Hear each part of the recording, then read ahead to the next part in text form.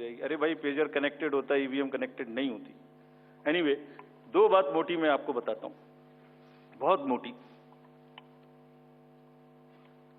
5-6 महीने पहले एफएलसी होती है, first level checking of the EVMs, और मेरे पास में एक पूरा रिकॉर्ड है। ये हम जो भी ईवीएम की शिकायतें बाय द वे आई हैं, वो हमारे पास 20 शिकायतें आई हैं। हर 20 शिकायत का हम इंडिविजुअल जवाब देंगे, फैक्ट बाय फैक्ट। सो इसमें कोई डाउट नहीं है। We will convey to each candidate to assure, this is our duty. Actually हमारी ड्यूटी है कि अगर कैंडिडेट ये पूछ रहे हैं कि आप बताइए, तो हम उन्हें बताएंगे, निश्चित रूप से बताएंगे, लिख के बताएंगे, पूरा डिटेल्ड बताएंगे और जल्दी ही बताएंगे। तो I am not going to individual cases, और उन सबको पब्लिश भी कर देंगे ताकि आप सबको भी पता लग जाए। But first level checking, randomization, second randomization, storage में रखना, स्टोरेज से बाहर निकालना, कमीशनिंग करना, कमीशनिंग के बाद वापिस स्टोरेज में रखना, फिर उसको पोलिंग डिस्पर्सल के दिन ले जाना, फिर उसको बूथ पे पहुंचाना, बूथ पे पूरा दिन वोटिंग कराना, फिर सील करना, फिर वापस स्टोरेज में रखना, फिर काउंटिंग के दिन निकालना, फिर पूरे दिन दिखाना। इसमें हर समय पर पॉलिटिकल पार्टी या उस कैंडिडेट या उसका एजेंट मौजूद रहते हैं। जब मशीन में कमीशनिंग होती है, उस दिन उसमें बैटरी डाली जाती है। पहले आया था, पहले और बहुत सारी चीजें आई थी कि वो हैक हो सकती है, उसका वोट इधर डाला तो इधर जा सकता है, कुछ कुछ हो सकता है। ये पहली बार आया। अब हम ये भी सोच रहे हैं कि इससे अगला क्या आएगा, हम नहीं समझ पा रहे इससे अगला क्या आएगा, बट लगता है अगला भी कुछ आएगा, रुकेगा नहीं। मतलब कितनी बार। एनीवे, कमीशनिंग बहुत जरूरी है समझना। वोटिंग से करीब करीब 5 या 6 दिन पहले कमीशनिंग होती है। 5-6 दिन पहले उस दिन मशीन में सिंबल पड़ते हैं। तो अब मशीन में अभी तक नई बैटरी उस दिन एक डाली जाती है, और सील करके उस बैटरी पे भी कैंडिडेट के एजेंट्स के दस्तखत होते हैं। छोड़िए, मशीन पे तो होंगे ही होंगे, हमें भी नहीं पता, हमने भी पता नहीं कब बनाया था ये नियम, हमारे काम आ रहा है अभी कि वो बैटरी पर भी एजेंट के दस्तखत हो। और अब कमीशनिंग के बाद, क्योंकि 5 ही दिन बचे हैं और इसमें सिंबल लोड हो चुके हैं, ये उनके सामने में स्ट्रांग रूम में जाएगी, डबल लॉक लगेगा, 3 लेयर की सिक्योरिटी रहेगी, 3 लेयर की, जिसमें सीएपीएफ भी शामिल होगी, मस्ट है। ऑब्जर्वर होंगे। उसके बाद जब वो पोलिंग के डिस्ट्रीब्यूशन के दिन निकलेंगी, उस दिन फिर यही प्रोसेस होगा। सारा प्रोसेस वीडियोग्राफ होगा, यानी वीडियोग्राफ होने के बाद फिर वो फील्ड में पहुंचेंगे, सेक्टर मजिस्ट्रेट साथ में रहेंगे, फिर कैंडिडेट के एजेंट साथ में रहेंगे, फिर वहां पहुंचेगी, फिर कहेंगे भाई देख लो इसको, सब ठीक है, जो आपको नंबर दिया, हाँ, और उसके नंबर भी सबसे शेयर किए जाएंगे। इस नंबर की मशीन इस बूथ पे जाएगी। फिर जब वो बूथ पे पहुंच गई तो कहें भाई मिला लो आप, उसी नंबर की है कि नहीं है, वोट भी डाल के देख लो 50 कि ठीक है कि नहीं है। किसी ने 50 डाले, किसी ने 20 डाले, किसी ने कहा नहीं हमें ठीक है, हम नहीं डालेंगे। किसी स्टेज में किसी बूथ पर 20 कैंडिडेट हैं, किसी पर 5 कैंडिडेट हैं, किसी पर 5 ने कम वोट डाले, किसी ने ज्यादा डाले, बैटरी उसी हिसाब से यूज। फिर पूरे दिन वोटिंग हुई, तब एक एक वोट का हिसाब रखा, फिर बंद हुआ। बंद होने के समय में एंड ऑफ क्लोज ऑफ पोल में फिर से दस्तखत कराए, फिर से हिसाब लगाया कितने वोट पड़े, फिर से फॉर्म 17C दिया। उसको कितना दिखाएंगे, कौन दिखाता है इतना, बताइए। कोई एक प्रोसेस कंपैरेटिव बताइए पूरी कंट्री में जहां पब्लिक डिस्क्लोजर, पार्टिसिपेशन इतना अधिक हो, कोई ये बताइए प्रोसेस। उसके बाद में बंद करने के बाद में उसको स्ट्रांग रूम में बंद किया, फिर काउंटिंग के समय निकाला तो एक बैरिकेटिंग लगाई, उस बैरिकेटिंग के बीच में से जाएंगे, इधर उधर से नहीं जाएंगे ताकि कोई मिक्सअप ना हो। अच्छा, मिक्सअप कैसे होगा, वो नंबर हमने आपको दिया हुआ है। जब काउंटिंग में पहुंचे तो फिर कहें भाई चेक कर लो, फिर 17C से चेक कर लो, round wise round this is happening. And there is a provision for objecting to any of the issue relating to this at any stage, which has not happened.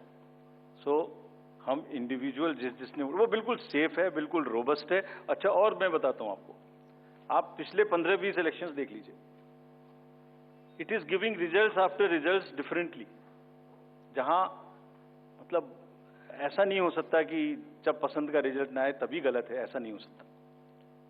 Anyway, हम सबका individual जवाब देंगे और आपको भी बताएंगे, उसको वेबसाइट पे डलवाएंगे,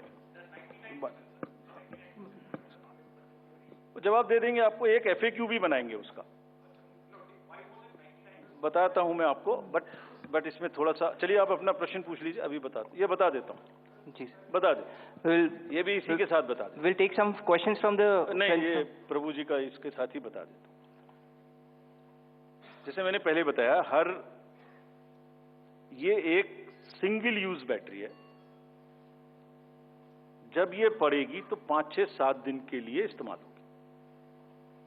इसकी जैसे आपके कैलकुलेटर में बैटरी है, I mean it is not mobile का बैटरी जो एवरीथिंग चार्ज होगी, it is like calculator battery, 5 साल तक चलती रहेगी।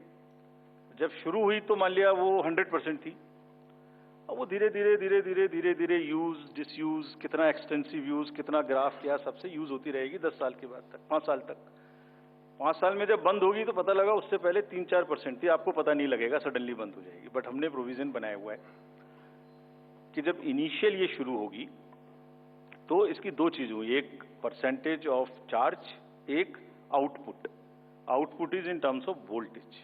It's a very low required voltage which the machines require. So anything between 7.4 to 8 volt is considered कि ये बिल्कुल परफेक्ट स्थिति में है और इसको आप डाल सकते हैं। तो it is initially marked as that yes, it is okay, go ahead, 99% it is charged. Now after commissioning के समय में भी मॉक पोल की जरूरत है, पोलिंग स्टेशन में भी मॉक पोल की जरूरत है, नंबर ऑफ कैंडिडेट्स भी अलग अलग है। सो ये एवरीथिंग कैन डिफर डिफरेंटली, और जब भी वोल्टेज 7.4 से नीचे आएगी तभी ये एक्चुअल वो दिखाना शुरू कर देगी। This is how it is designed. And अगर 5.4 या कोई परसेंटेज है उसके आस 5.8,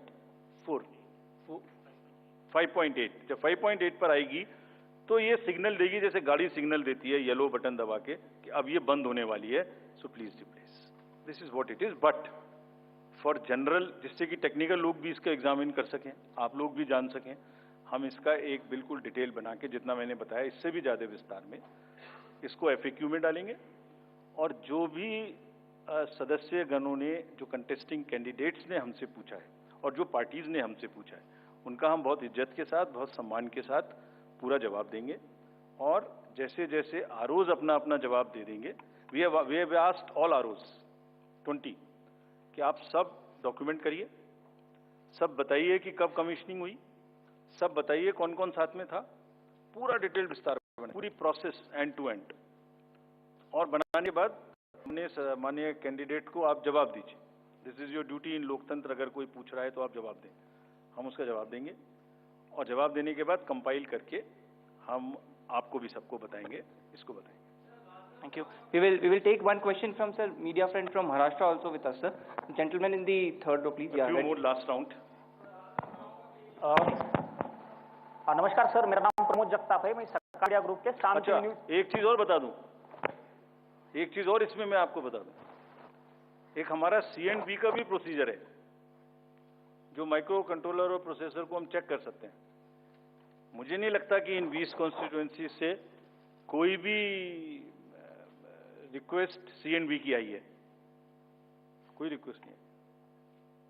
सो anyway, we will give specific replies upon this. Yes please. हाँ सर, मेरा नाम प्रमोद जगताप है, मैं सकाल मीडिया ग्रुप के शाम टीवी चैनल से हूँ। मेरा सवाल जो है वो सिंबल को लिखे। महाराष्ट्र में एनसीपी के 2 गुट होने के बाद तुतारी और ट्रम्पेट, तुतारी जो है शरद पवार की पार्टी को दे दिया, लेकिन लोकसभा चुनाव में ट्रम्पेट जो है वो भी सिंबल कोई इंडिपेंडेंट कैंडिडेट को दे दिया था। इससे ज्यादा वोट उस इंडिपेंडेंट कैंडिडेट ने लिए थे। शरद पवार के एनसीपी का ऐसा कहना है कि ये सिंबल जो है वो फ्रीज करना चाहिए। महाराष्ट्र के स्टेट इलेक्शन कमीशन ने स्थानिक स्वराज्य संस्था के जो चुनाव है उसमें वो फ्रीज किया है, लेकिन केंद्रीय चुनाव ने अभी तक उसके ऊपर कोई डिसीजन नहीं लिया। तो आप उसको लेके कोई आपकी एसओपीज बनाने वाले हो, वो सिंबल अभी फ्रीज करने वाले हैं, निम्न उसके का जरा से विस्तार बताइए please. Gentleman in the this side, thank you. Rajiv sir, मैं आनंद कुमार सिंह हूँ, न्यूज़ इंडिया न्यूज़ चैनल से। सर, मेरा एक सवाल आपसे है। मैंने लोकसभा चुनाव और विधानसभा चुनाव जम्मू कश्मीर कवर किया था, तो मैंने तेलंगाना में देखा कि हिजाब को लेकर लोकसभा बीजेपी की प्रत्याशी थी, तो वो हिजाब को लेकर आइडेंटिफाई कर रही थी, जिसको लेकर विवाद हुआ था। और ऐसा ही जम्मू कश्मीर में भी हुआ। किश्तवाड़ से शगुन परिहार को उम्मीदवार थी बीजेपी की, तो वो भी हिजाब उठाकर शक्ल देखने को लेकर, आइडेंटिटी को लेकर देखना चाहते, जिसको लेकर विवाद हुआ था। दिल्ली बीजेपी ने आपको लिखा है कि इसको लेकर एक एसओपी बनाई जाए जिससे आइडेंटिटी क्लियर हो सके। तो मेरा सवाल आपसे सीधा ये है कि डेमोक्रेटिक राइट या कल्चरल राइट, आप किसको आगे रखेंगे? Yes please to the gentleman. जी सर, एक सवाल ये भी था कि आपने एक करके we will go by Anuj please. Rajiv sir, अभी जो है आपने चुनावों की तारीखों का ऐलान किया है, लेकिन उसमें कुछ ऐसी सीट्स हैं विधानसभा जहां पर उपचुनाव होना था या लोकसभा जिन पर नहीं ऐलान किया गया। वो कौन कौन? सब पर यूपी की 10 सीटें थी। 10 की 10 होंगी। 9 किया है। Basirhat is under the election petition. There is an election petition in Basirhat, so that is one case. 10 सीटें थी ना। Milkipur also is under election petition. So let me say it that way, जहां इलेक्शन पेटिशन नहीं है वहां सब में हो रहा है, ठीक है? वो दे देंगे, वो 2 तो मैंने बताई दी आपको। चलिए, let us go orderly. Yeah, please follow a system. Thank you. Two more questions. Two more. This row. Green. 2 last questions, please. Sir, this is Nishant Azad from Organizer English Weekly. My question is that misuse of AI and deepfakes is increasing. So, what are the steps Election Commission is taking to deal with this issue? Good question. Sir, अभी मुंबई जैसे बड़े शहर में जिस तरीके से दिन दहाड़े मर्डर हुआ, महाराष्ट्र में जिस तरह से लगातार घटनाएं बढ़ी हैं अपराध की, इसको लेकर बहुत ज़्यादा चिंताएं हैं, बहुत सारी बैठकें भी हुई हैं। इसको लेकर किस तरीके से चुनाव आयोग ने इससे पहले हालांकि बैठक की थी, अब किस तरह से तैयारियां की जा रही हैं ताकि खास करके शहरी इलाकों में जहां पर आप वोटिंग परसेंटेज वैसे भी कम देख रहे हैं, बांद्रा का इलाका हो, जुहू वर्सोवा, कैसे लोगों में कानून और व्यवस्था के लिए लोगों के मन में विश्वास पैदा करेंगे ताकि लोग वोटिंग के लिए ज्यादा से ज्यादा निकलें? Thank you. We will take one more question, sir. Let him answer. Let him answer. Let me answer these questions first. About this symbol, first question is about the symbol of the NCP. NCP का जो symbol है, man blowing तुरी, so उसमें हमारे पास में 2 request आई थी NCP SP से। एक तो ये आई थी कि उनको जब हमने रिकॉग्नाइज कर लिया एज ए स्टेट पार्टी तो उन्हें हम कंट्रीब्यूशंस रिसीव करने की भी स्वीकृति दें। और दूसरी रिक्वेस्ट आई थी कि उनको जो उनका सिंबल है वो प्रोमिनेंट नहीं है, वो जब वोटिंग मशीन के बैलेट यूनिट के अंदर में छोटा दिखाई देता है तो उसका रेशियो ऐसे चेंज कर दीजिए कि वो स्पष्ट से मैन ब्लोइंग तुरी दिखाई देने लगे। और दूसरी रिक्वेस्ट एक और भी साथ में थी कि उस जैसा एक कोई ट्रम्पेट है उसको हटा दीजिए। 3 रिक्वेस्ट। सो पहली रिक्वेस्ट हमने उनकी मान ली, हमने उन्हें उसी दिन ऑथराइज कर दिया था कि आप ड्यूली कंट्रीब्यूशंस ले सकते हैं, subject to the disclosures which every political party has to do. Secondly, हमने उनको लिखित में ये भी छूट दी थी कि आप खुद हमें बताइए कि आप अपने सिंबल को मैन ब्लोइंग तुरी को किस तरीके से बैलेट यूनिट में दिखाना चाहेंगे।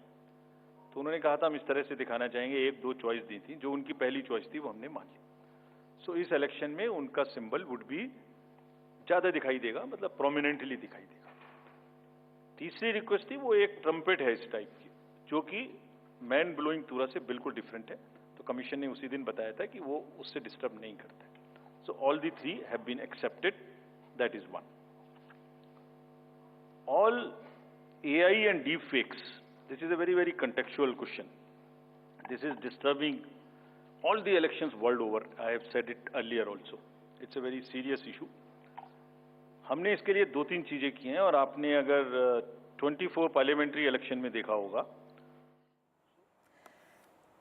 Chief Election Commissioner Rajiv Kumar there making that big announcements. The dates are out. Dates of what is being touted as the mother of all assembly elections. The financial capital of India, Mumbai and Maharashtra. Maharashtra will vote on the 20th of November, and a state, Jharkhand, critical for all parties for its mineral wealth and also identity politics, will vote in a two-phased elections on the 13th of November and also on the 20th of November. The results will be out on the 23rd of November. Absolutely. The counting will take place on 23rd of November. That's for both the states, Maharashtra and Jharkhand. Now, we do know, Vasudha, Maharashtra is a big state and it's particularly interesting. A lot has happened in the last few years in the state. Since 2019, two big regional parties, Shiv Sena, NCP split, and we've seen the BJP, of course, did not have the highest numbers of elected MPs in 2019. It did not have a majority, but it did form the government. But definitely there was a fallout between the alliance partners, and much more happened after that as well. It was Uddhav Thackeray who sort of managed to form the government with, of course, his allies who were completely considered unholy and inorganic by the BJP. Differences with the undivided Sena emerged over the CM's phase. That's what happened with the BJP and the Shiv Sena. Then Uddhav Thackeray became the CM. We all remember his tenure during COVID-19. But of course, BJP derided this alliance. Soon after, Eknath Shinde led the rebellion, tables turned, and a new government was put in place. But in the Lok Sabha elections of 2024, Kitty, we saw what happened. The Mahayuti that had the BJP, Shinde-led Shiv Sena, and also Ajit Pawar-led NCP faced a setback with the Mahavikas Aghadi getting 30 out of the 48 seats. Absolutely. All right. We'll talk about all of this. Our reporters are also joining us on the broadcast. We have Radhika joining us on the broadcast from Mumbai. Prabhakar also is joining us on the broadcast from Patna. Let me go across to Radhika first. Radhika, finally the dates are out. All eyes have been on the Chief Election Commissioner's press conference here. The dates for Maharashtra have been announced, Jharkhand as well. Single phase election in Maharashtra as was expected, and many, majority of parties had been asking for. Absolutely. Single-phased election in Maharashtra on 20th of November. It's a Wednesday. 2019 also saw a single-phased election. Just the way parties asked for, 20th of November is when date of polling is. Date of counting, of course, on 23rd of November. It's a Wednesday. It's a midweek. And we just heard the senior official there pointing at how, as a result of urban apathy, they decided to keep midweek as election date, considering the fact that, some of the elections that happened in Maharashtra, particularly in Bombay, it fell on a Friday or a Monday, and it saw a dip in the votes. So therefore, it is on a weekday. We'll have to see if it will make any sort of difference to voters here. But certainly, it's going to be a fascinating election of sorts, Kitty and Vasudha. As you've been pointing out, it is complex. 2019 is very different from 2024. 2019 was when it was BJP Sena versus Congress NCP, which was the equation for the longest time. But it all changed, soon after the election results came out.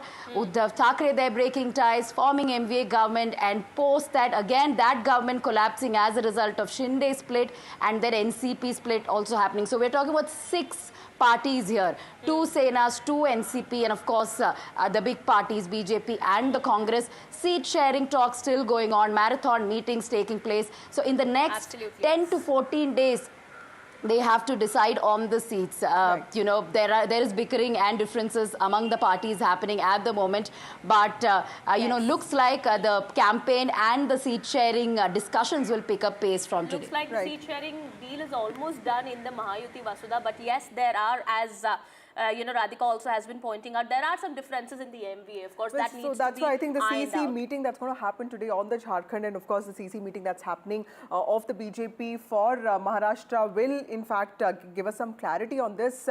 Aishwarya, to you next. Aishwarya Jain joins us, and she's been covering the EC, the very important EC briefing. Some very important points that Rajiv Kumar made today, including giving a response to the Congress party on the EVM claims, so that I think was very important. And also he talked about urban apathy that Radhika was pointing out. What are the big takeaways from what Rajiv Kumar said today? Well, two important things. Number one, of course, Rajiv Kumar reiterating on the fact that how EVMs are super safe, how there has been a 3-layer security and how they add a battery on the same day of the polling, and certainly how there has been a complete transparency. He also went on to say that please challenge me with any of the organization which has such a public transparency as far as the entire process is concerned in any of the institutions, and therefore the reason once again the CEC clearly stated that there has been no fault has been questioned by the Congress party earlier on the EVMs and the machinery as far as the slow voting is concerned, and how they went on to the Election Commission complaining about the slow voting happening in and during the Haryana results as well. Apart from it, of course, one of the important points that the CEC mentioned about having a retrospective and about thinking upon the media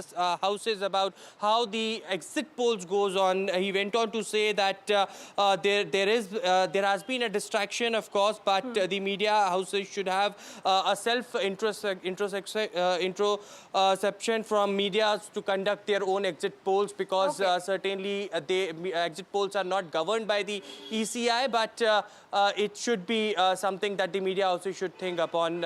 Certainly two very important things, on EVM security and on the exit polls as well.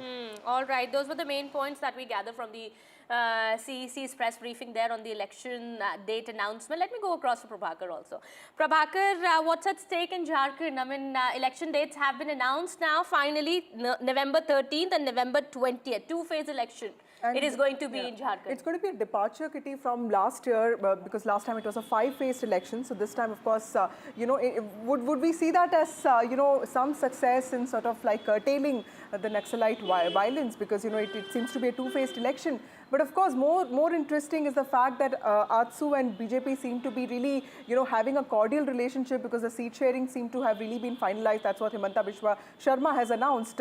Can we expect any announcement tomorrow, Prabhakar, considering that the CEC meeting is going to happen today on Jharkhand?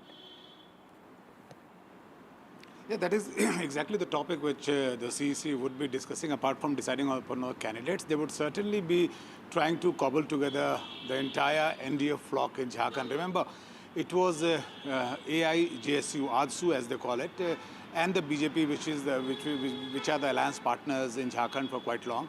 Now they have 3 additions to it. They have JDU now, which is headed by Nitish Kumar. They have Chirag Paswan's party, and they also have Jitan Ram Manjhi's party. And all 3 are now deciding a bigger share of the slice of the cake over there. And that's a big challenge for BJP, which plays a big brother there in NDA. They have 81 seats to contest, and they already have 2 alliance partners, so they have to accommodate now all 3 of them. From our sources in BJP, what we are getting to learn that the Chirag Paswan's party and Jitan Ram party, they would be offered 1 seat each, and JDU might be offered 2 each. So whether they would accept this offer, whether they would try and bargain on it, how hard the bargaining would go, that is a big challenge for the BJP, and they would have to settle this down within next week or so, because now that the dates have been announced and the code of conduct is in place, so technically speaking, now the campaign would start on the ground. As far as the 2 phases of Jharkhand election is concerned, it's certainly a step down. We have seen election happening in 5 phases in Jharkhand. It was not because of the political reason. It was mainly because of the Naxal region. It was because of the administrative region, and the EC decides actually to do it in phases, because they try and give time for the security forces on the ground to dominate the area before the elections are actually held on the ground, because we have seen Naxal violence, especially spiking up during the polls. Absolutely, and it's going to be a 2-phase election this time around.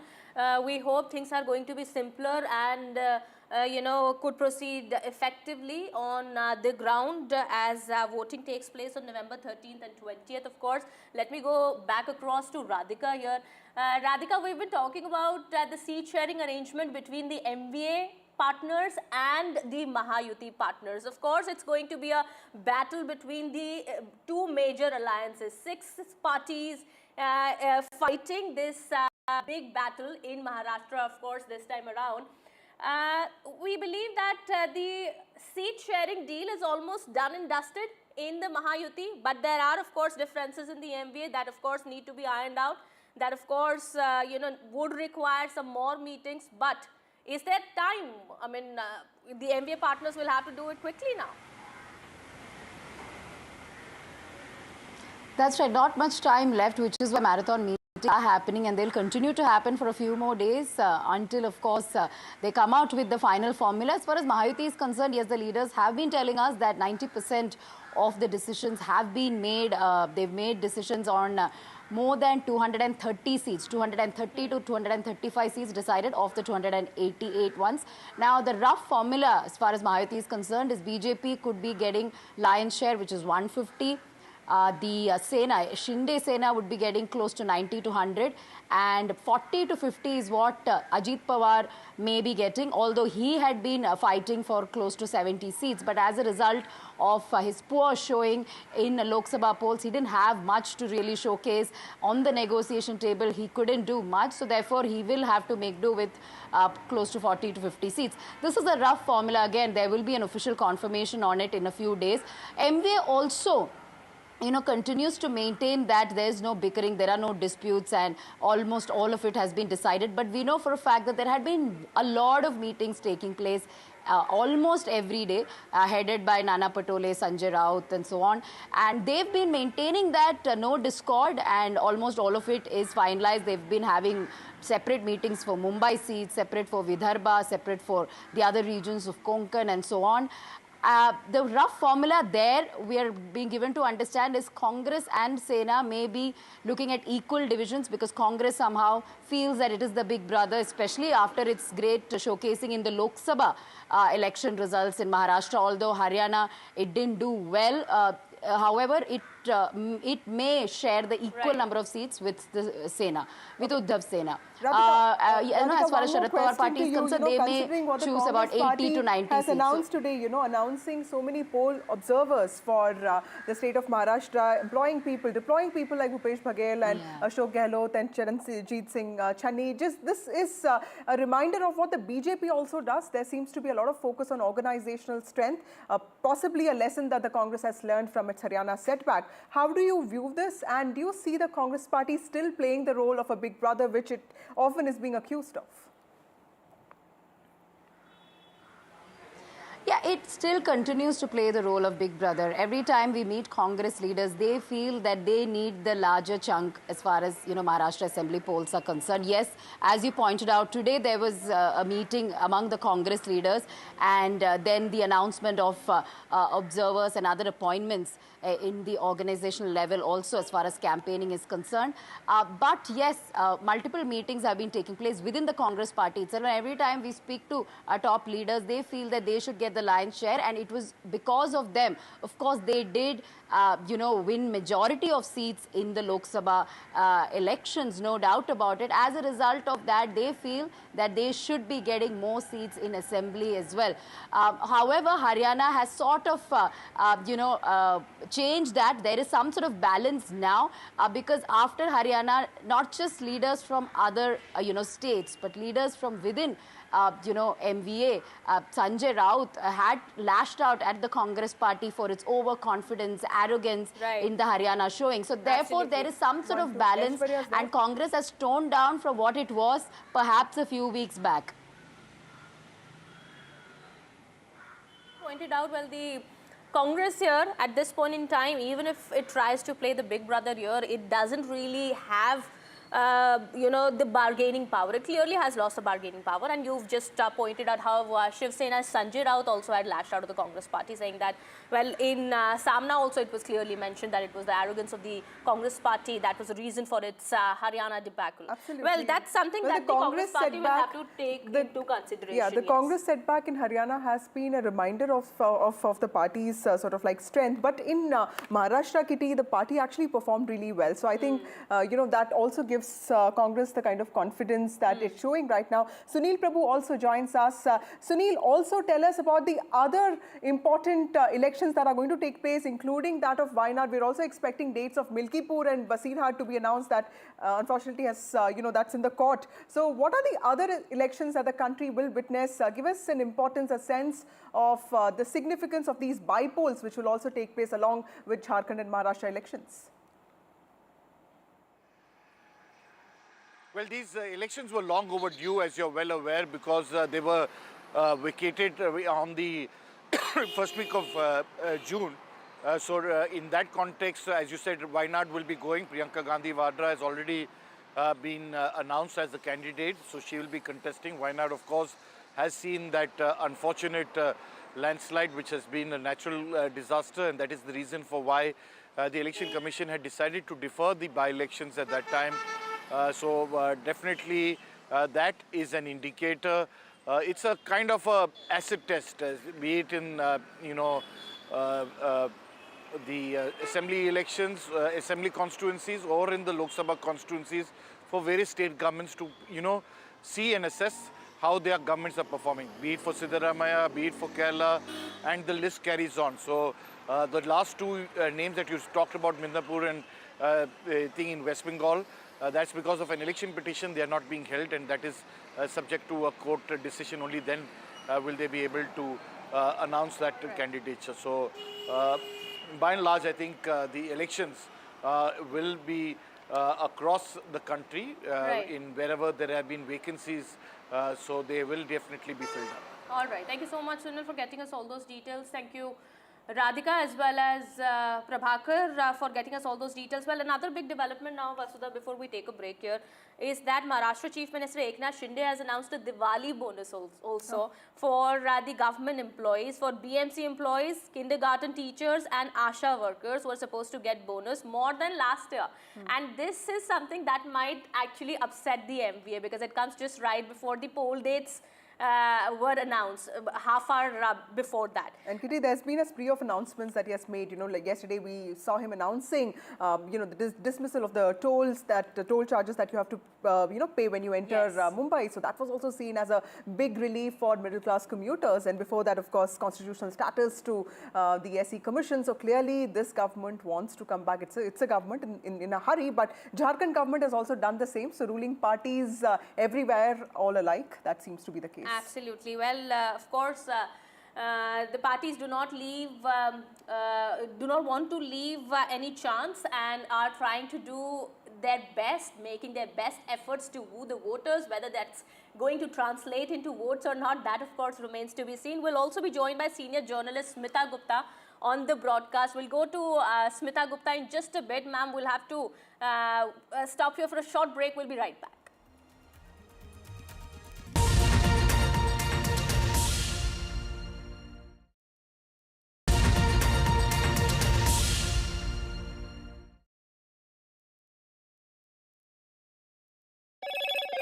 Hello, Moto. Motorola Edge 50 Pro, world's first AI-powered pro-grade camera.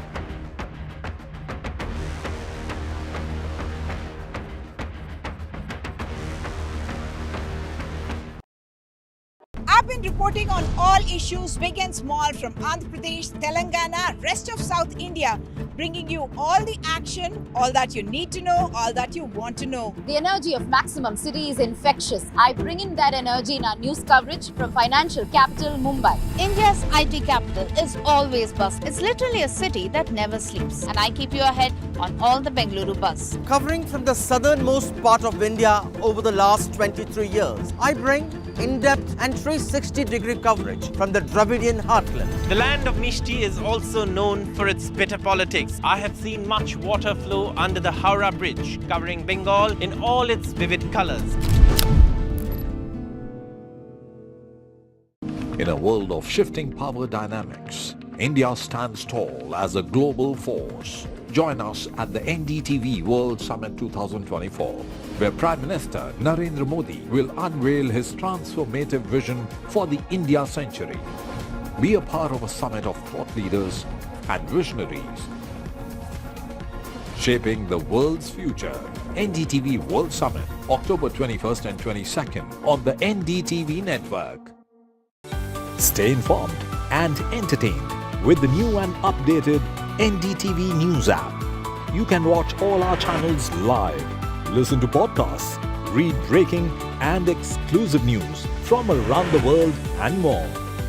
Download the NDTV app today and get access to the best journalism and storytelling on your smartphone or tablet. The NDTV app. News that matters to you. New day, new show, a new experience. Start your day with the news, not views. We bring you stories that matter and impact your life. News that informs and keeps you ahead. From Maximum City, Mumbai, to the seat of power, Delhi, NDTV brings you the best breakfast show. Breakfast news on NDTV, 8 a.m. every day.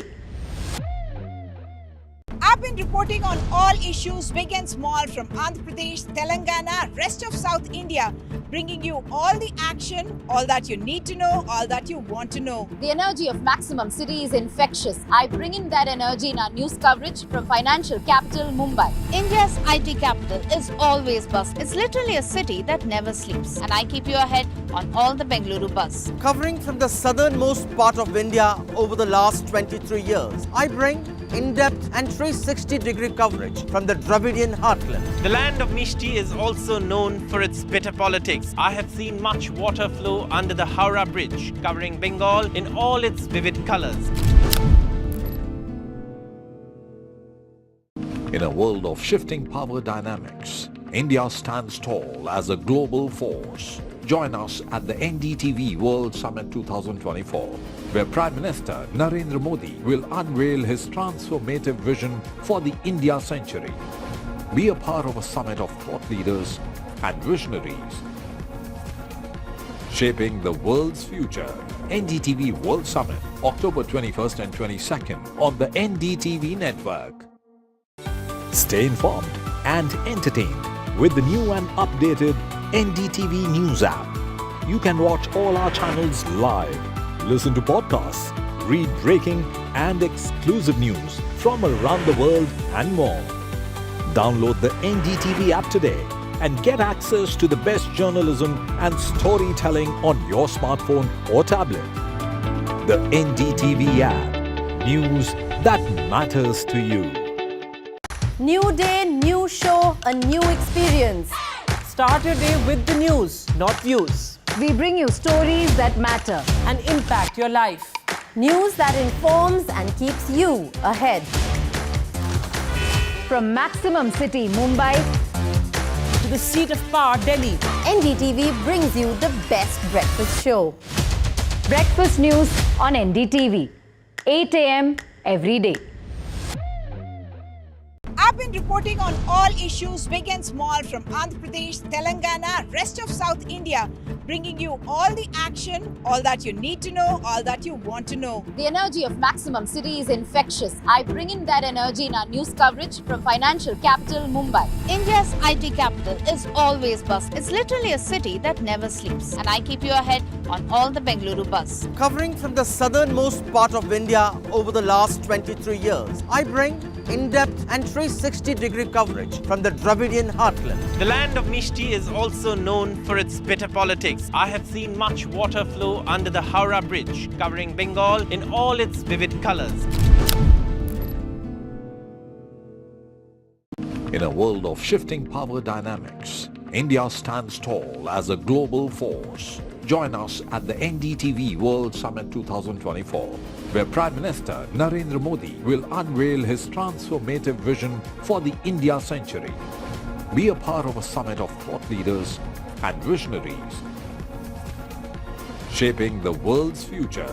NDTV World Summit, October 21st and 22nd on the NDTV network. Stay informed and entertained with the new and updated NDTV.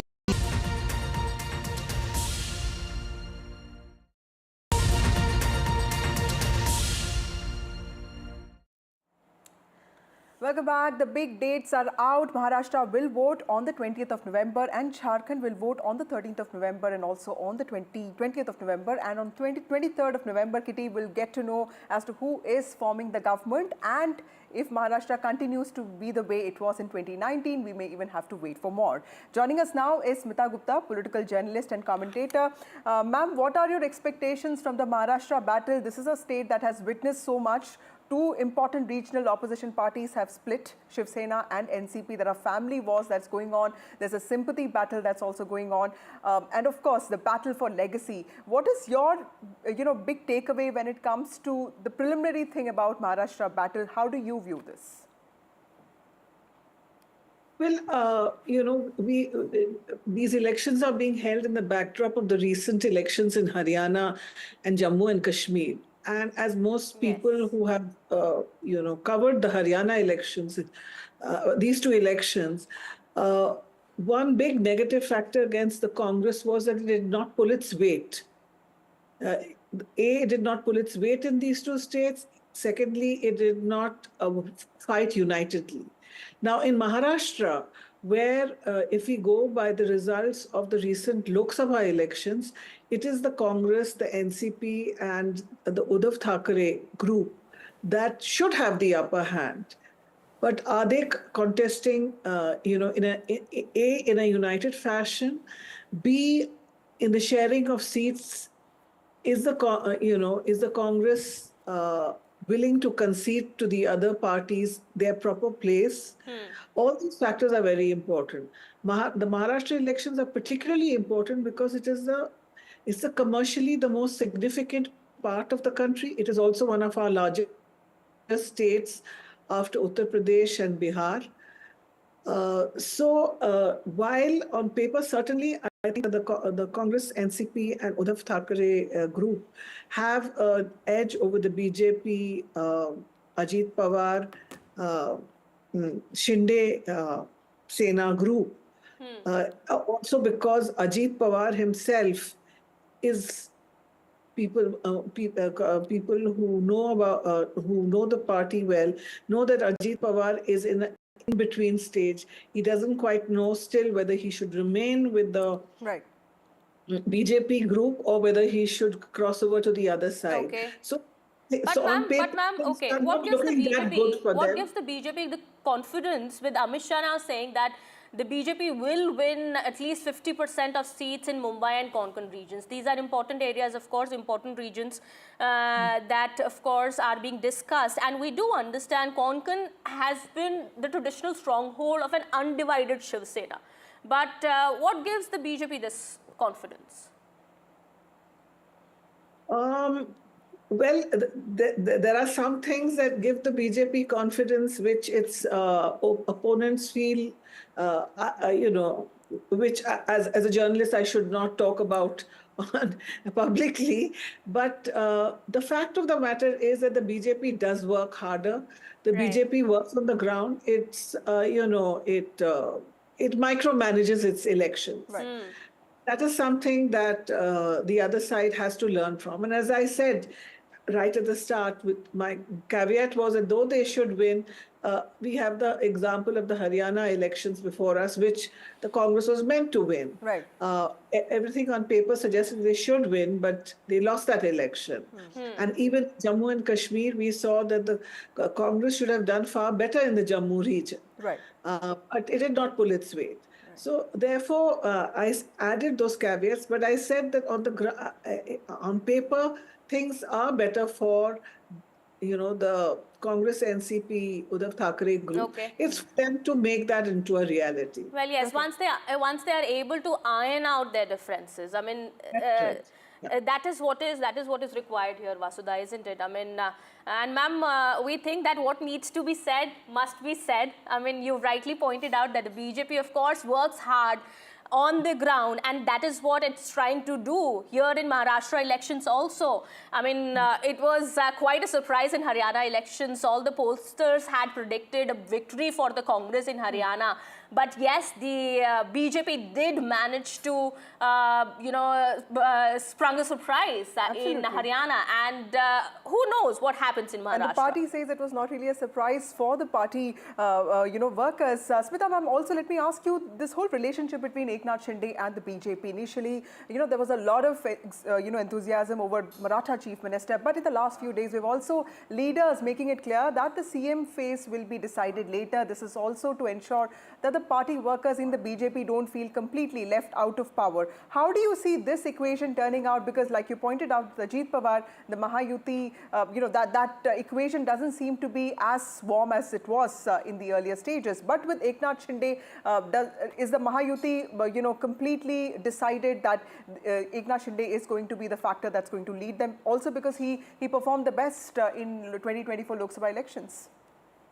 Well, that is a dilemma for the BJP. I was talking to some senior leaders, senior BJP leader just last week, who said that they are working very hard on making sure that the BJP in Maharashtra fights unitedly. Because the BJP workers and leaders in the state feel that if it's a foregone conclusion that Eknath Shinde will be the chief minister, there is not that much incentive for them to work, which is precisely why, as you pointed out, they would like to keep the question of chief minister an open question. And then they will resolve that issue. If that alliance wins, then they will possibly go by the strengths of the parties on the ground. But if the BJP workers and leaders in Maharashtra know that it's a foregone conclusion that it will be Eknath Shinde, there is that much less incentive for them to work as hard as they should, given that it is a difficult, given that it's a very difficult election. So it's going to be a crowded election with 6 parties and, 2 big parties spitting. So there's a lot of family politics and also a lot of internal conflict that, of course, will be a challenge for both sides to sort of address. Well, yes, and let's also now listen into what the Chief Election Commissioner had said on the announcement of the dates. Listen in. The schedule for Maharashtra, this will be in single phase. The notifications, date of notifications are in front of you.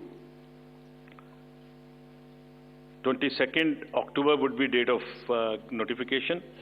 Last date of making nomination would be 29th October. Scrutiny on 30th October. And last date for withdrawal 4th, and date of poll in Maharashtra would be 20th 11. Counting would be on 23rd 11 24, and you will notice that date of poll is Wednesday. Now, friends, coming to Jharkhand, schedule would be like this. Jharkhand would be in 2 phases. The date of poll, first phase would be on, date of poll would be on 13th November, and the second phase would be along with Maharashtra on 20th November. So the date of issue of notification for Jharkhand phase 1 would be 18th, and for phase 2 would be 22nd along with Maharashtra. Nominations for phase 1 would be till 25th of October, and for phase 2 29th. This slide we will share with everyone, and date of poll would be 13th November and 20th November, both Wednesdays, and date of counting would be 23rd 11, that is Saturday. After its Haryana defeat, the Congress party had raised a lot of serious allegations on the working of the EVMs, suggesting and claiming and charging that the batteries of the EVMs had been manipulated, which also led to its defeat. Today, the CEC Rajiv Kumar actually clarified on this. Let's listen into what he said. EVM के बारे में आपने फिर से पूछा.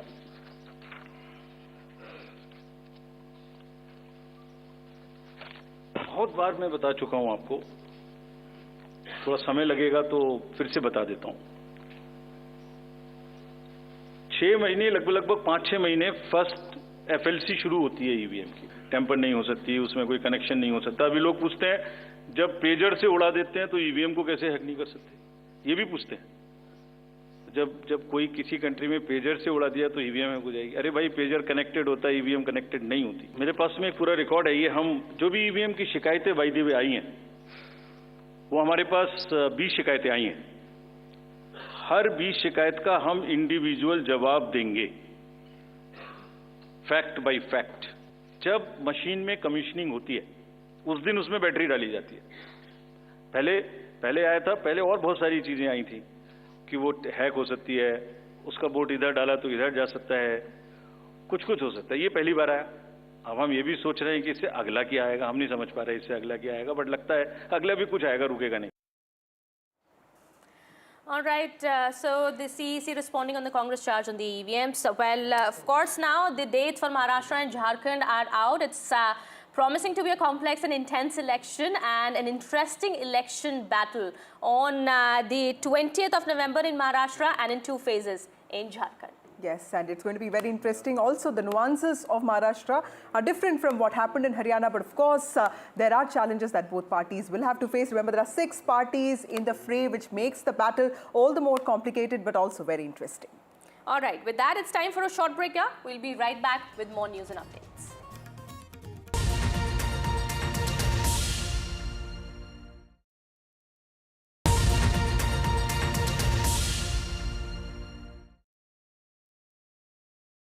New day, new show, a new experience. Start your day with the news, not views. We bring you stories that matter and impact your life. News that informs and keeps you ahead. From Maximum City, Mumbai, to the seat of power, Delhi, NDTV brings you the best breakfast show. breakfast news on NDTV, 8 a.m. every day. I've been reporting on all issues, big and small, from Andhra Pradesh, Telangana, rest of South India, bringing you all the action, all that you need to know, all that you want to know. The energy of Maximum City is infectious. I bring in that energy in our news coverage from financial capital, Mumbai. India's IT capital is always buzz. It's literally a city that never sleeps. And I keep you ahead on all the Bengaluru buzz. Covering from the southernmost part of India over the last 23 years, I bring in-depth and 360-degree coverage from the Dravidian heartland. The land of Mishti is also known for its bitter politics. I have seen much water flow under the Howrah Bridge, covering Bengal in all its vivid colors. In a world of shifting power dynamics, India stands tall as a global force. Join us at the NDTV World Summit 2024, where Prime Minister Narendra Modi will unveil his transformative vision for the India century. Be a part of a summit of thought leaders and visionaries, shaping the world's future. NDTV World Summit, October 21st and 22nd on the NDTV network. Stay informed and entertained with the new and updated NDTV News app. You can watch all our channels live, listen to podcasts, read breaking and exclusive news from around the world and more. Download the NDTV app today.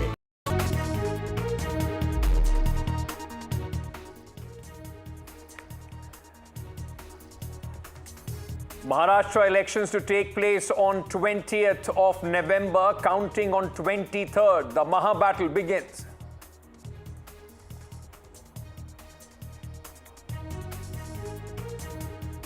Jharkhand to vote in 2 phases on 13th and 20th. Results also on 23rd. Congress announces poll observers for Maharashtra and Jharkhand. BJP poll body meeting on Maharashtra tomorrow. Prime Minister to attend the BJP Jharkhand CEC meeting today. Baba Siddiqui murder probe. Now police finds bag with guns. Cops establish link to Salman Khan house firing case as well. Foreign Minister S. Jaishankar arrives in Pakistan for the SCO summit.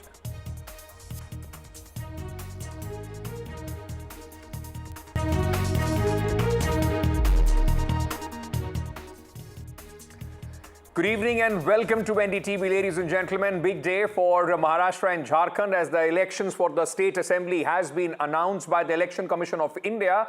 The ECI today announced the poll schedule for Maharashtra and Jharkhand.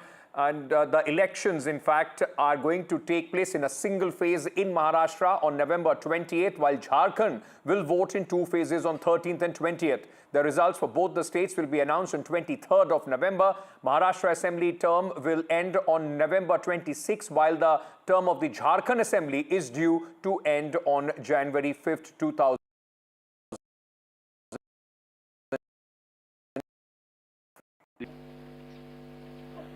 For Maharashtra, this will be in single phase. The notifications, date of notifications are in front of you. 22nd October would be date of notification. Last date of making nomination would be 29th October. Scrutiny on 30th October. And last date for withdrawal 4th. And date of poll in Maharashtra would be 20th 11. Counting would be on 23rd 11 24. And you will notice that date of poll is Wednesday. Now, friends, coming to Jharkhand. Schedule would be like this. Jharkhand would be in two phases. The date of poll, first phase would be on, date of poll would be on 13th November. And the second phase would be along with Maharashtra on 20th November. So the date of issue of notification for Jharkhand phase 1 would be 18th and for phase 2 would be 22nd along with Maharashtra. Nominations for phase 1 would be till 25th of October. And for phase 2, 29th. This slide we will share with everyone. And date of poll would be 13th November and 20th November, both Wednesdays. And date of counting would be 23rd 11, that is Saturday. Now, after the Haryana results, some questions were raised as far as the Congress party is concerned on the EVMs. Now, the Election Commission today, while announcing the dates, were asked questions about the EVM. The faulty EVM charge of the Congress party, and the Election Commission has rejected that charge. In fact, the Election Commission said EVM tampering is impossible, EVM battery is sealed, and the CEC gave a detailed response on the battery issue that was raised by the Congress party. Listen to it. EVM के बारे में आपने फिर से पूछा.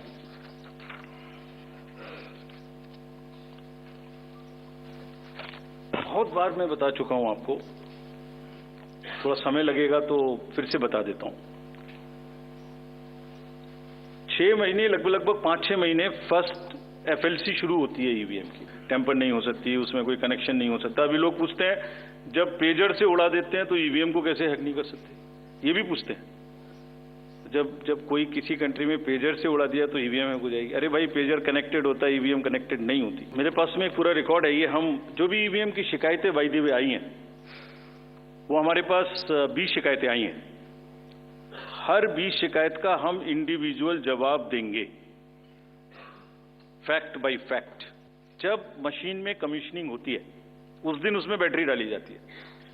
पहले आया था, पहले और बहुत सारी चीजें आई थी कि वो हैक हो सकती है, उसका बोर्ड इधर डाला तो इधर जा सकता है, कुछ हो सकता है. ये पहली बार आया.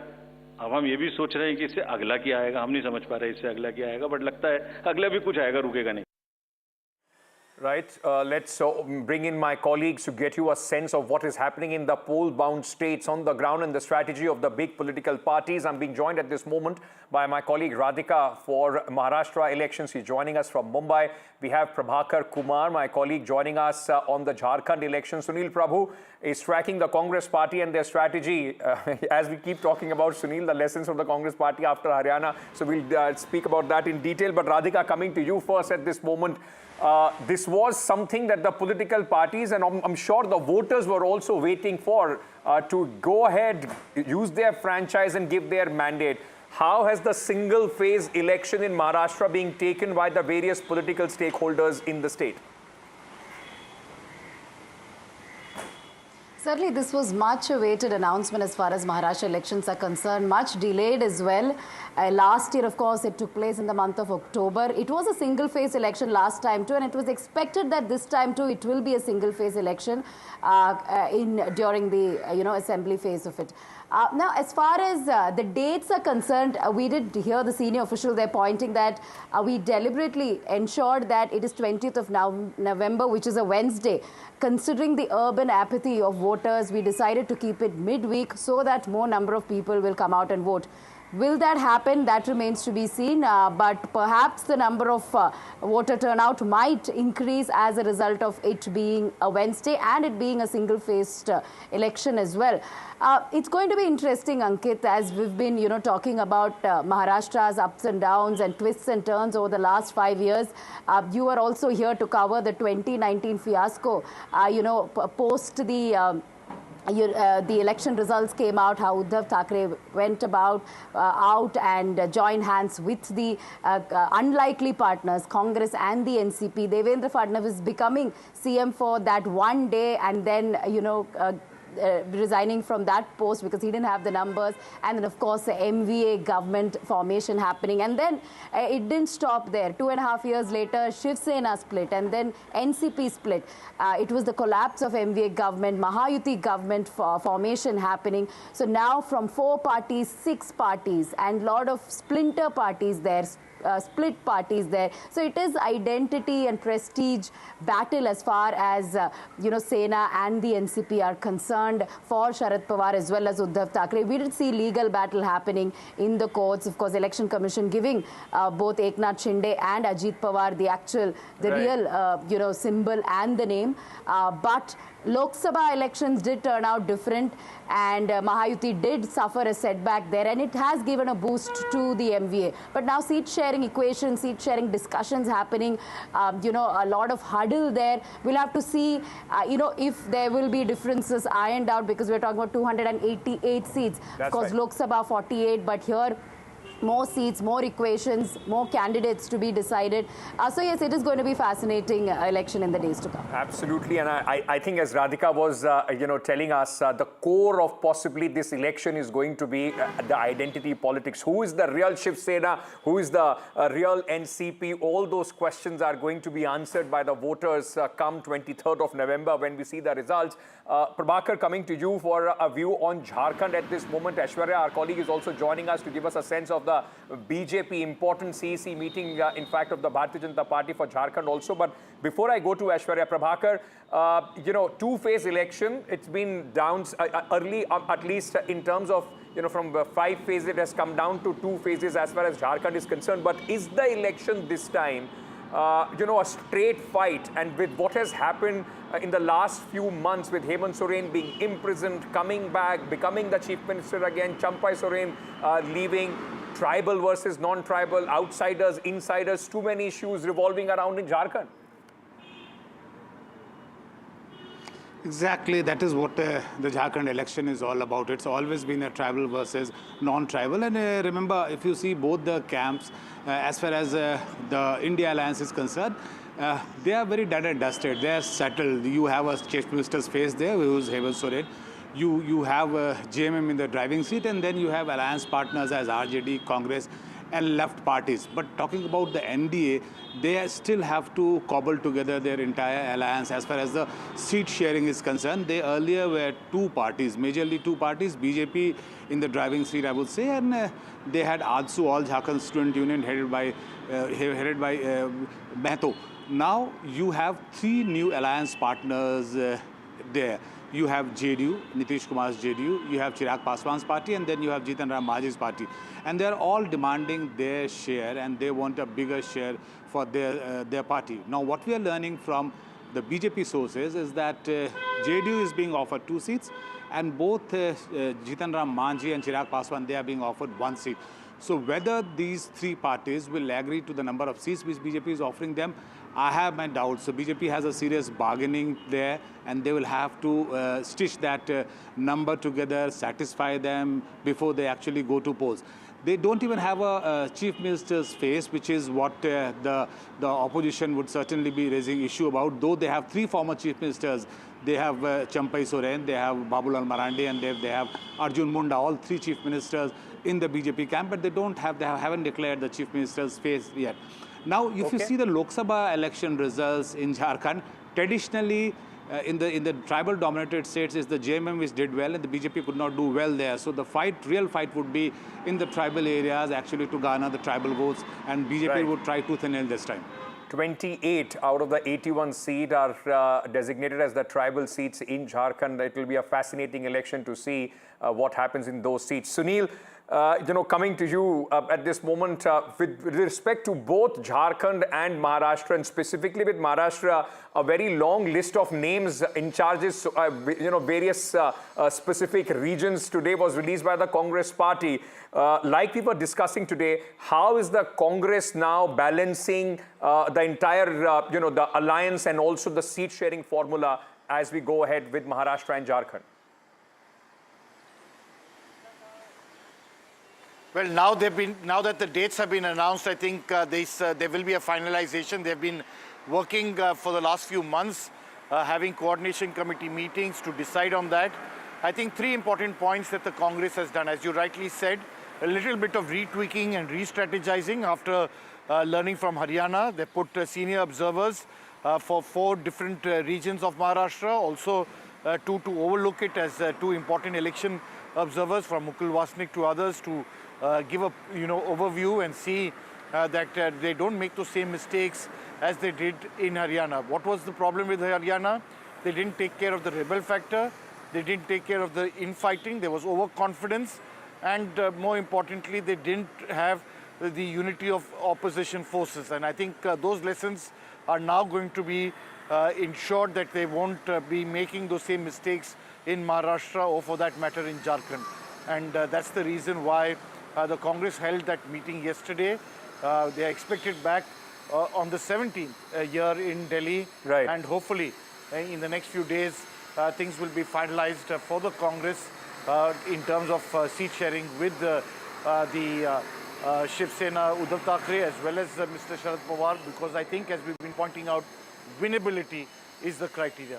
Mr. Sharad Pawar is usually very good at deciding the winnable seats, and he takes less, but his strike rate is much higher. The Congress always says that we get the worst seats, and yet we attempt to get whatever we can do. So that's the backdrop in those 288 seats.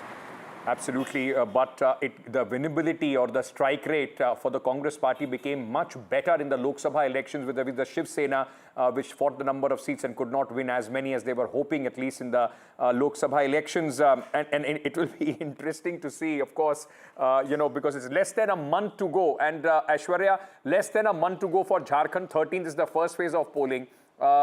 When are we expecting the names of the candidates to roll out, the big strategy points for the BJP to be rolled out for both Jharkhand and Maharashtra?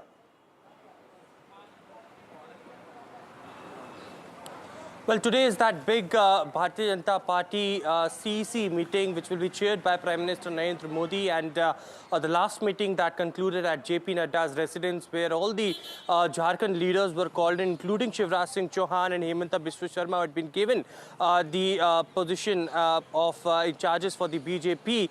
Now, what we have been told as far as sources are concerned, that they had shortlisted the final list as far as the candidates are concerned, and as you were rightly mentioning, about 27 tribal seats, with Champai Soren coming in the Bharatiya Janata Party. They are very confident of winning 17 at least seats of the tribal belt.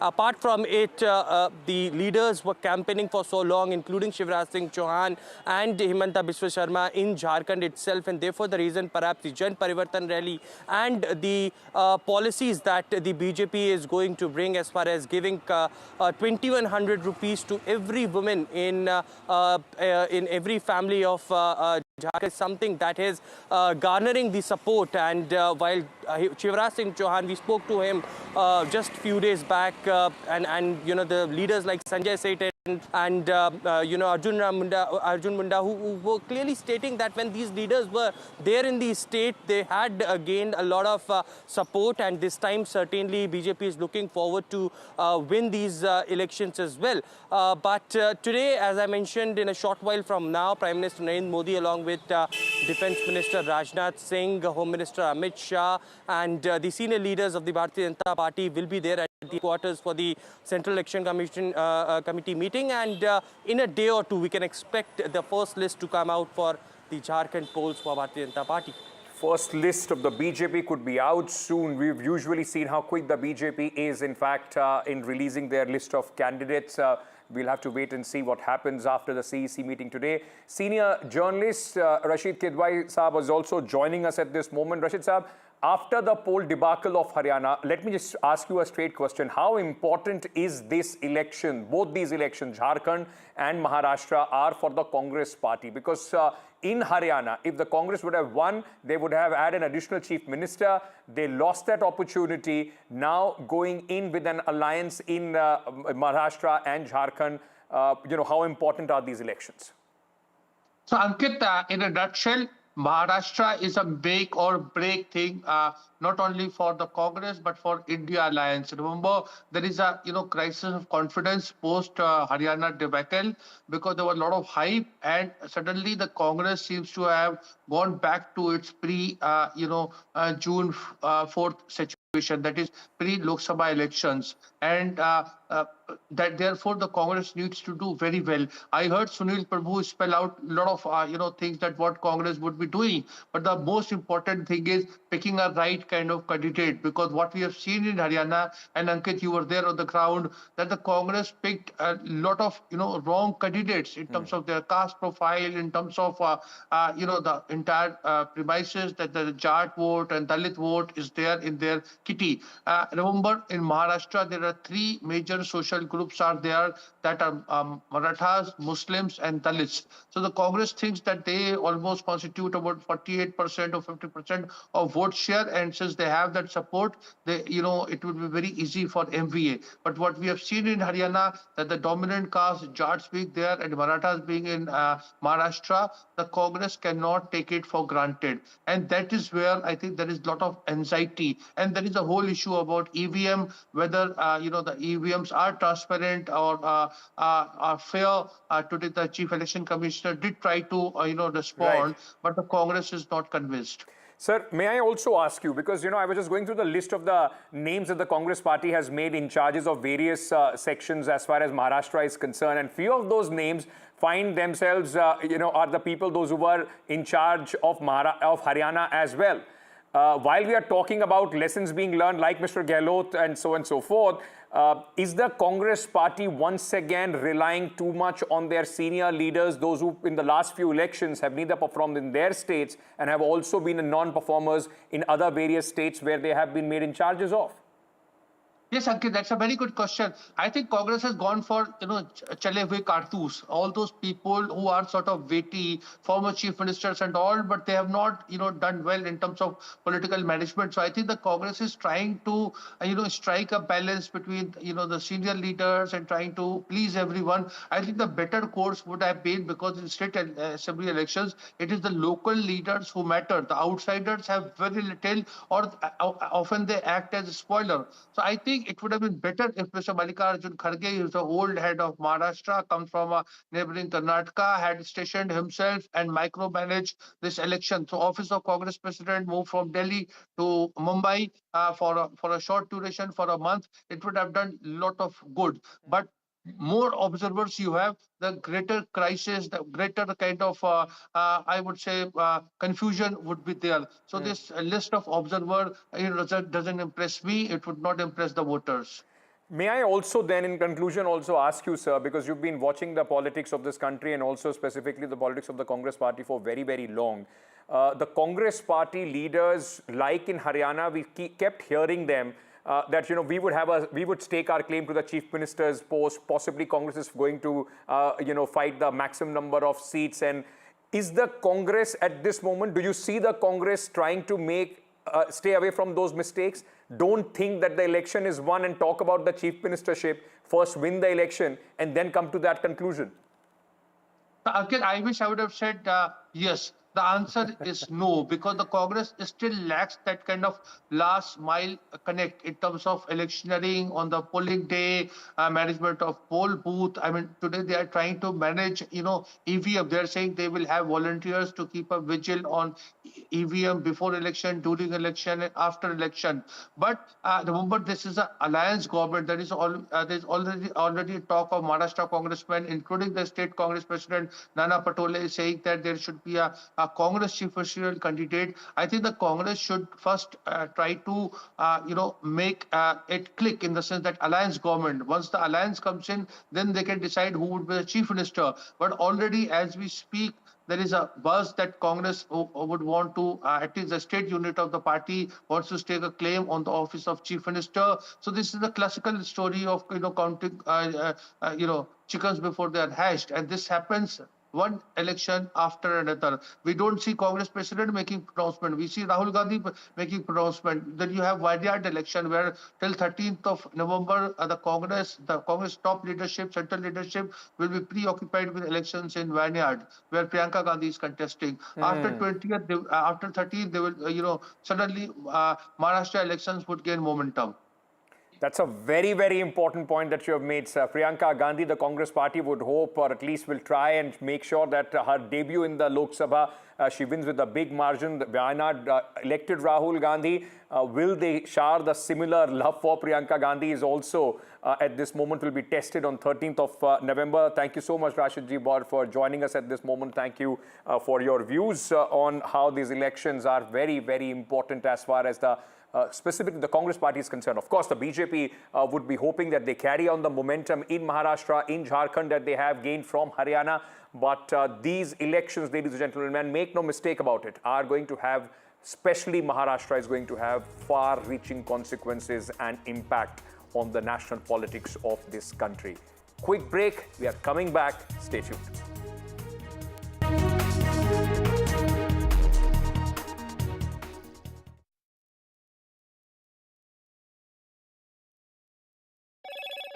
Hello, Moto.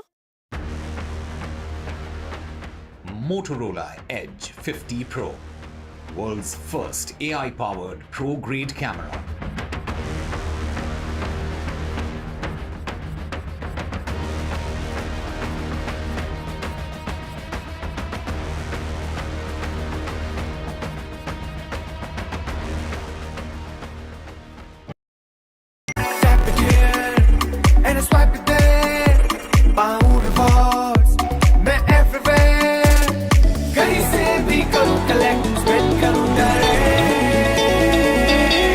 Download any single ID partner app, link your card and earn reward with top brand. Get it free with single ID. I've been reporting on all issues big and small from Andhra Pradesh, Telangana, rest of South India, bringing you all the action, all that you need to know, all that you want to know. The energy of Maximum City is infectious. I bring in that energy in our news coverage from financial capital Mumbai. India's IT capital is always buzz. It's literally a city that never sleeps. And I keep you ahead on all the Bengaluru buzz. Covering from the southernmost part of India over the last 23 years, I bring in-depth and 360-degree coverage from the Dravidian heartland. The land of Mishti is also known for its bitter politics. I have seen much water flow under the Howrah Bridge, covering Bengal in all its vivid colors.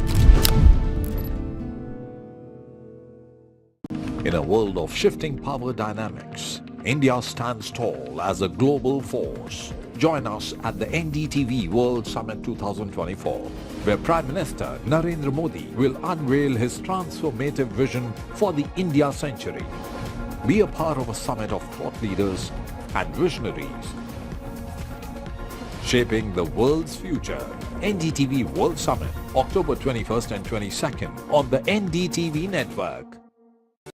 Stay informed and entertained with the new and updated NDTV News app. You can watch all our channels live, listen to podcasts, read breaking and exclusive news from around the world and more. Download the NDTV app today and get access to the best journalism and storytelling on your smartphone or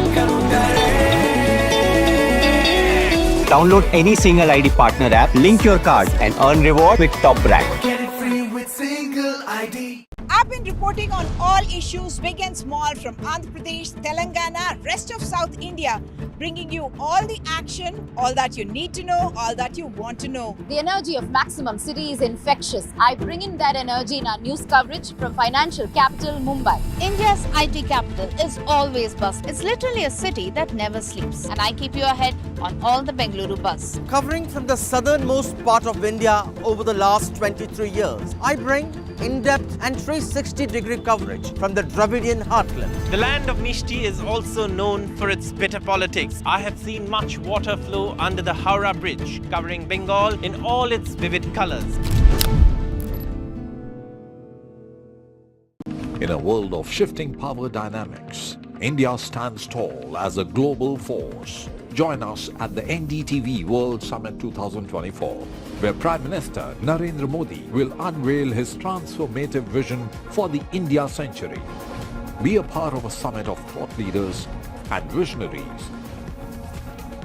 shaping the world's future. NDTV World Summit, October 21st and 22nd on the NDTV network. Stay informed and entertained with the new and updated NDTV News app. You can watch all our channels live, listen to podcasts, read breaking and exclusive news from around the world and more. Download the NDTV app today and get access to the best journalism and storytelling on your smartphone or tablet. The NDTV app. News that matters to you. Tap it here and swipe it there. Pound rewards, मैं everywhere. कहीं से भी करूँ collect, spend करूँ direct.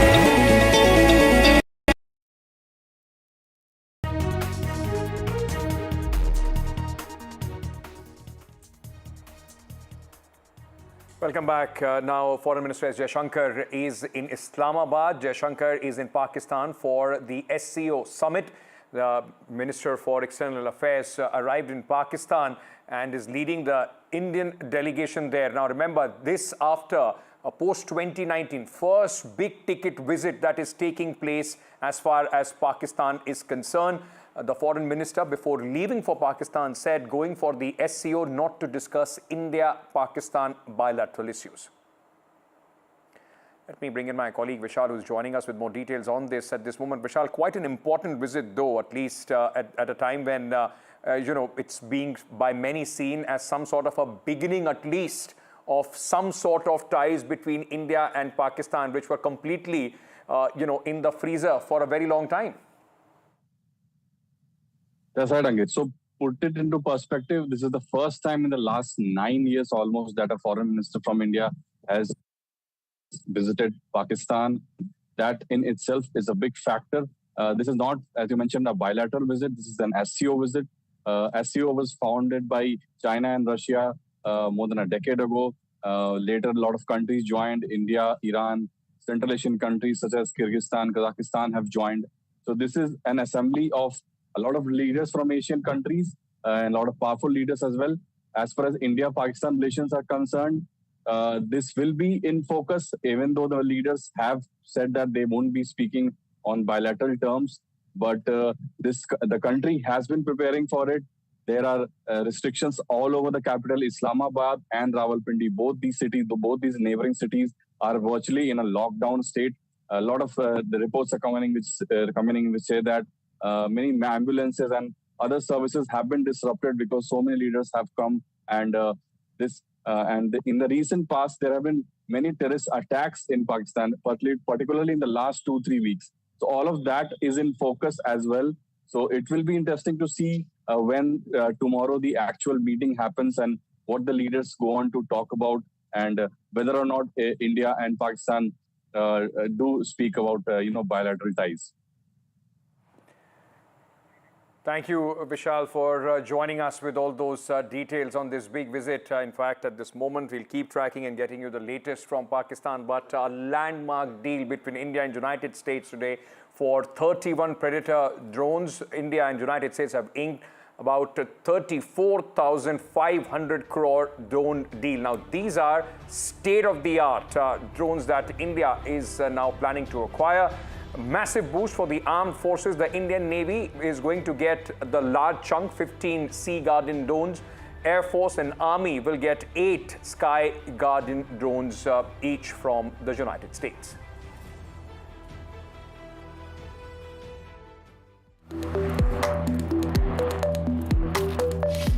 The MQ-9V Sea Guardian, the most advanced maritime reconnaissance drone in the world, capable of flying up to 40 hours non-stop while potentially tracking Chinese and Pakistani warships, pirates out at sea, or any naval threat. The Navy will get 15 Sea Guardians, while the Army and Air Force will get 8 Sky Guardian drones each, meant to keep an eye out along the Himalayan frontier.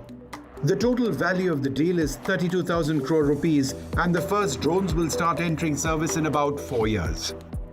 The MQ-9V is the world's best military unmanned capability for doing that. So with a very high endurance as well as a very high altitude at which it can operate, equipped with long-range radars for detecting and targeting ships at sea or military equipment on land. They're equipped with long-range SIGINT and ELINT sensors, large aperture video sensors, etc., with long-range and short-range potential of carrying weapons. The Sea and Sky Guardian drones, which will also be maintained, repaired and overhauled in India as part of the deal, will be a huge boost for India's armed forces. These come at a time when China, the world's largest drone manufacturer, has deployed a host of new drones in Tibet, all directed at India, as these satellite images broadcast on NDTV show. The drones can also be armed with short-range missiles, though the primary role will remain persistent intelligence-seeking missions, when imagery, day and night, and through a host of other sensors, can be shared across platforms on a real-time basis. This will enable the Navy, Air Force and Army to react instantly to threats over land and out at sea when they emerge. Vishnu Shom for NDTV. All right, the cold-blooded murder of politician Baba Siddiqui in Mumbai has sent shock waves across and once again brought back the memories of the Mafia Raj in Mumbai. My colleague Maria Shakil is in exclusive conversation with filmmaker Ram Gopal Verma, who has in fact made few movies on the underworld.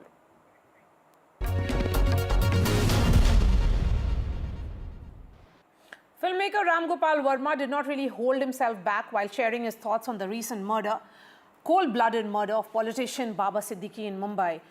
In fact, Ram Gopal Verma put out a series of tweets also saying that the linkages that are being built comes across as ridiculous and unbelievable. The filmmaker is joining me live. Mr. Ram Gopal Verma, I appreciate your time here on NDTV. Your cryptic post after Baba Siddiqui's murder and the whole Friends of Salman Khan angle that they are being targeted by Lawrence Bishnoi gang has everybody guessing. What do you wish to convey with that tweet? Or should I say series of tweets? Yeah, I think, I meant it very clearly. There is nothing really cryptic about it. And it's everybody's knowledge exactly what happened on Saturday night. The point is, I think it's like in 90s, and I think the last time we heard about any underworld activities probably in 20 years back or maybe more than that, you know. And suddenly when you think it's all calmed down, it won't happen, and out of the blue this hits, it's almost as if either you call it a resurgence or a new kind of an underworld.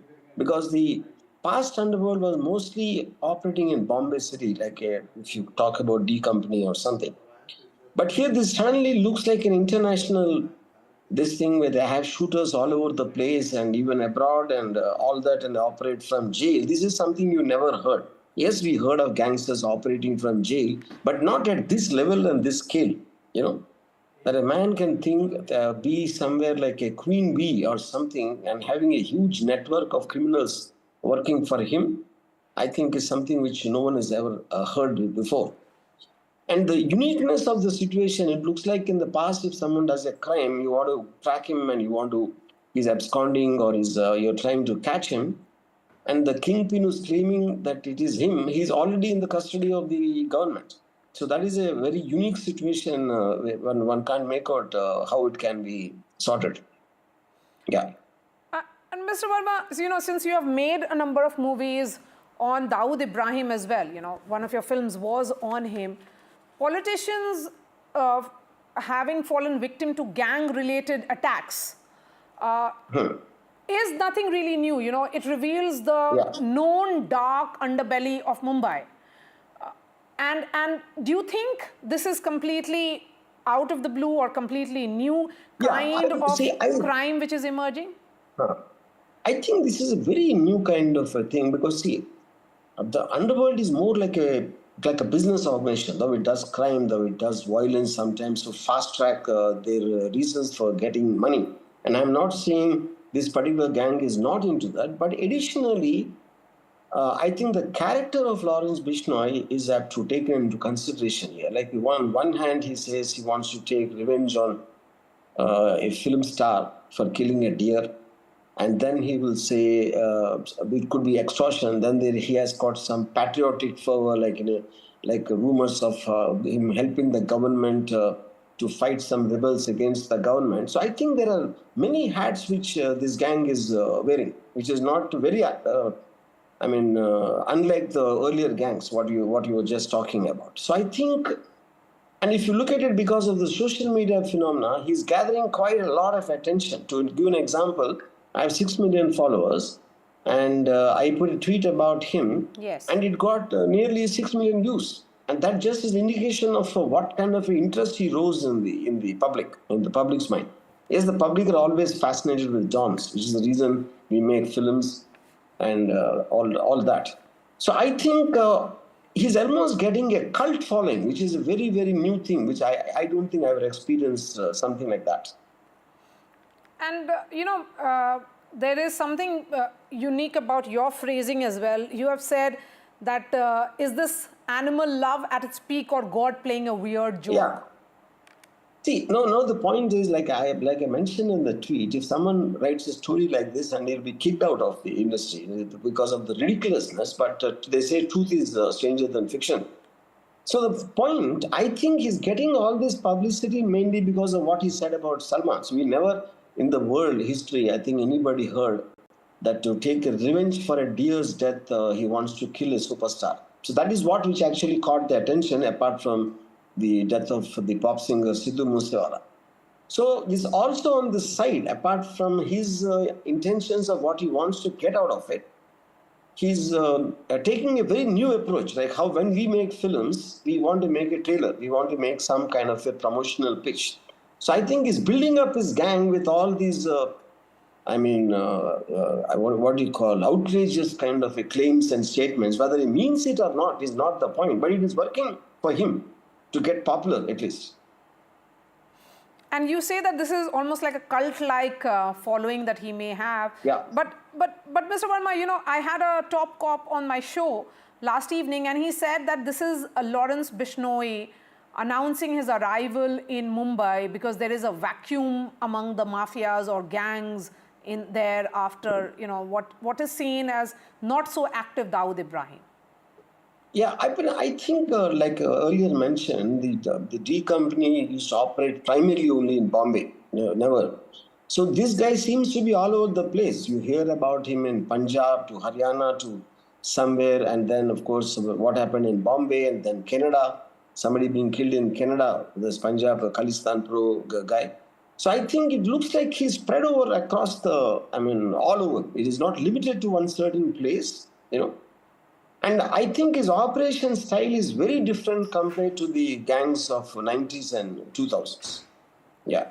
He's almost like half becoming a cult leader. That's what I'm trying to say. His personality, the way he speaks on TV, you'll obviously get attracted to a man who speaks like that, So I think that is a very different thing. If you look at it, you never heard Dawood Ibrahim speak.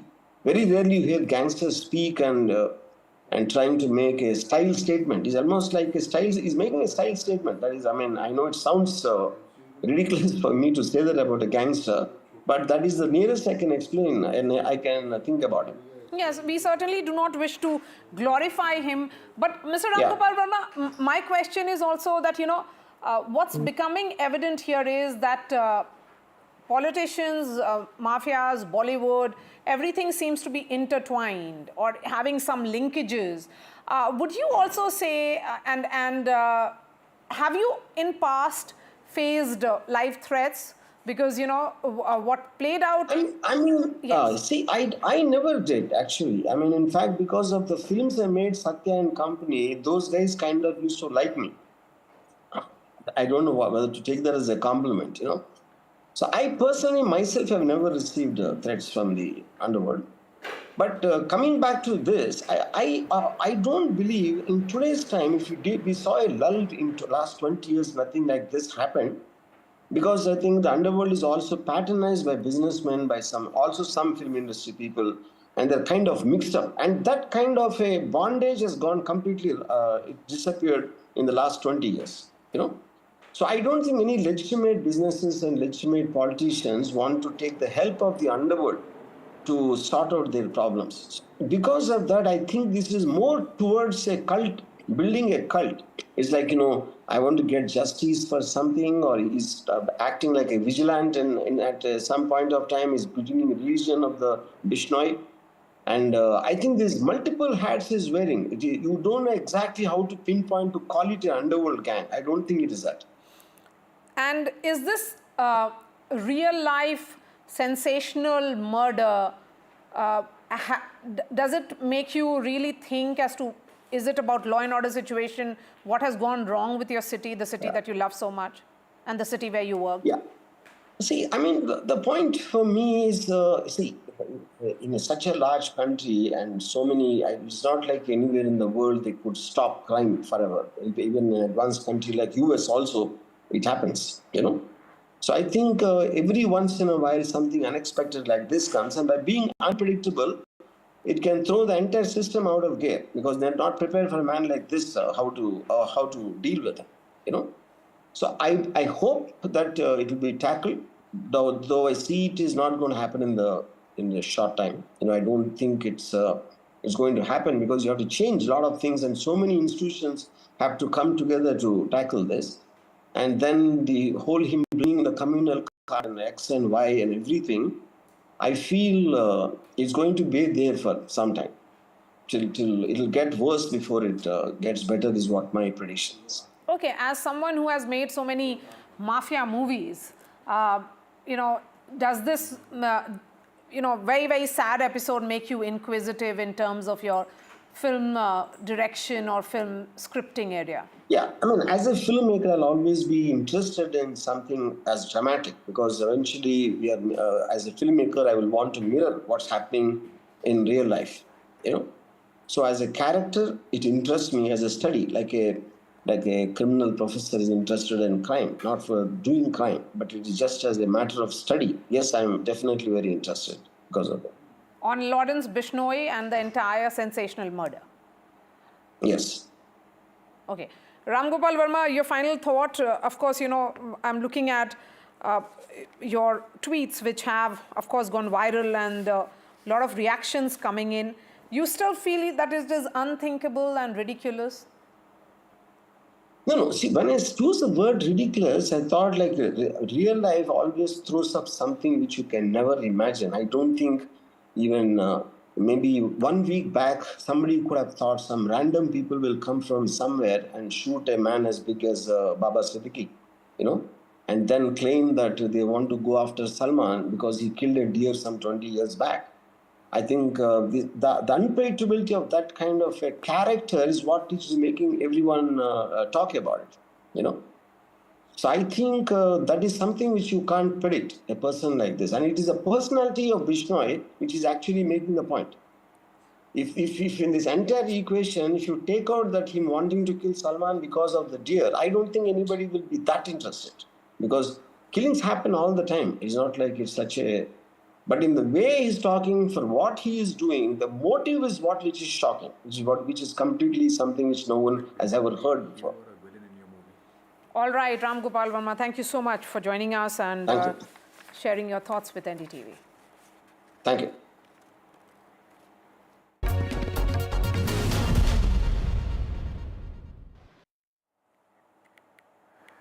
All right, that was Ram Gopal Verma talking to my colleague Maria Shakil. Now moving on, in fact, India on Monday asked Canadian diplomats in New Delhi to leave the country by Saturday after Ottawa said it was investigating Indian ambassador and other diplomats as persons of interest for the killing last year of Sikh separatist leader. In a tit-for-tat move, Canada too has asked 6 Indian diplomats to leave the country after its police collected evidence they were part of the Indian government campaign of violence. The government of India has decided to expel 6 Canadian diplomats. The Canadian police have accused Indian diplomats and the consulate staff of clandestine and criminal activities in the country hours after senior diplomats were expelled from both the countries. Now this has really escalated the matters between India and Canada. Speaking to reporters at a hastily organized press conference, the head of the Royal Canadian Mounted Police, the RCMP, which is investigating the matter in Canada, said the force had evidence of agents acting on behalf of Indian government engaging in extortion, intimidation, coercion and harassment. The Indian government has conveyed that India reserves the right to take further steps in response to the Trudeau government's support for extremism, violence and separatism against India. Canada fully respects the sovereignty and territorial integrity of India. We expect the Indian government to do the same for Canada. Latest coming in at this moment, trouble for the Air India flight to Chicago, which has been diverted now to Canada. Now the flight lands in Canada after a bomb threat, in fact, apparently was made. So, even as you've been seeing, a lot of hoax calls around these bomb threats have been made recently also of many flights. But as the protocol is, every threat, even if it turns out to be a hoax, has to be taken very, very seriously, and measures are immediately employed to ensure that there is 0% chance of any mishap as far as the airlines are concerned. The Indian Airlines, Air India, in fact, has said that Air India flight from Delhi to Chicago has been diverted after the following a bomb threat. Let me all right, what we'll try and do, we'll go across to our colleague Vishnu Shom, who covers the aviation sector very, very closely to try and get more details. Ladies and gentlemen, remember, in the last few months, we have reported many a times where airports, schools and flights have to be,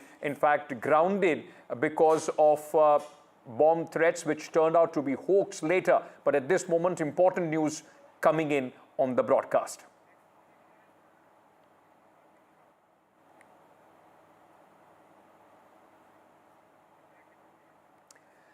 So news coming in, Indian Airlines Air India flight, in fact, which was on its way to Chicago, United States, was diverted to Canada, has landed now. And at this moment, all the various necessary steps are being taken, conducted to ensure that this threat which was made on this flight to in fact check all the possible angles as far as this flight is concerned. Remember, all these threats are taken very, very seriously. And at this moment, what we know is that as a precautionary measure, this Air India flight has landed in Canada.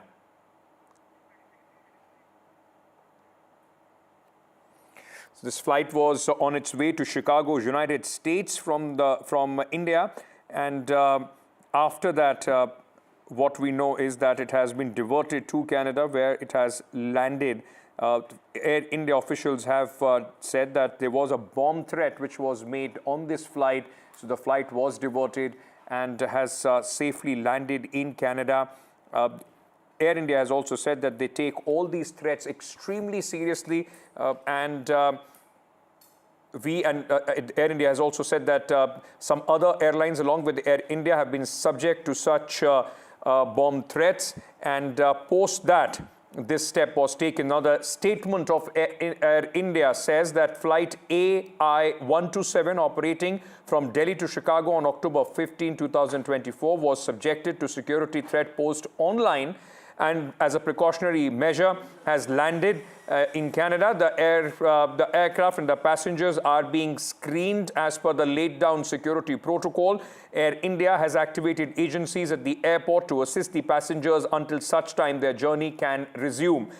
Air India notes that it and other airlines have been subjected to number of threats in the recent days, though all have subsequently been found to be hoaxes. As responsible airline operator, all threats are taken seriously. Vishnu Shom joins us with more details at this moment. Vishnu, over to you.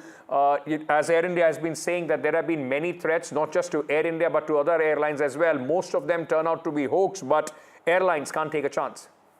No, in fact, it's a real crisis in the Indian aviation space. Just in the last in the last, I believe, 24 hours or so, there has been one social media site which is unverified. I believe it's a social media handle which has identified or stated that there will be attacks on specific flights on Indian Airlines, and this is one of the aircraft or flights which was actually targeted. AI-127 operating from Delhi to Chicago on the 15th of October. It has now landed in one of the most remote airfields in Canada, in Iqaluit, which is to the extreme northeast of Canada near the Baffin Bay.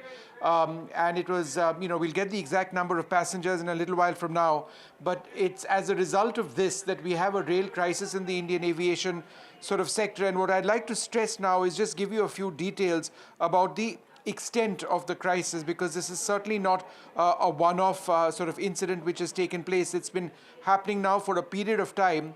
On the 14th of October, there were 3 international flights from Mumbai, 2 operated by Indigo, 1 by Air India, which received bomb threats. All of these flights were taken to isolation bays and they were cleared. This happened on the 6th of September 2024 when a Vistara flight from Mumbai to Frankfurt made an emergency landing in Turkey. It happened on the 18th of June 2024 when over 41 airports across India, including several main ones, received bomb threats. On the 26th of May 2024, Chennai Airport received 2 emails stating bombs would be planted. May 16, 2024, an incident involving an Air India flight from Delhi to Vadodara, where a bomb scare was sparked by a note found on a tissue paper. Now, throughout 2024, there's been an increase in the number of these hoax calls. Now, the Bureau of Civil Aviation Security is what is responsible, or the agency which is responsible for maintaining aviation security. They are investigating all of this. But for airlines, it becomes a nightmare, not least of all for passengers. Remember, there are lots of passengers. We'll get the exact number in a little while from now. But crews can only operate on long-haul flights for a period of time. After that, they cannot fly for a certain number of hours. So new crews have to be brought in as well. We are told that the passengers of this Air India flight are absolutely fine. They're being well looked after. But, it is a real problem now, and one that the government would certainly be looking at very closely. All right, Vishnu, in fact, reporting there, not just this threat, but, others as well. Vishnu, very quickly, just for the benefit of our viewers, what are the penal provisions? Because this has, as you said, is becoming a huge headache as far as the airlines are concerned. I don't remember the penal provisions right off the top of my head, but these would sort of result in very serious penal provisions and obviously jail time as well, Ankit. At least, examples need to be made of such people, those who issue these kind of unverified hoax, calls and threats as far as airlines are concerned, which disrupts the operations of many airlines and also inconveniencing passengers. Vishnu, thank you for all those details. With that, we are slipping into a short break. News and updates on the other side.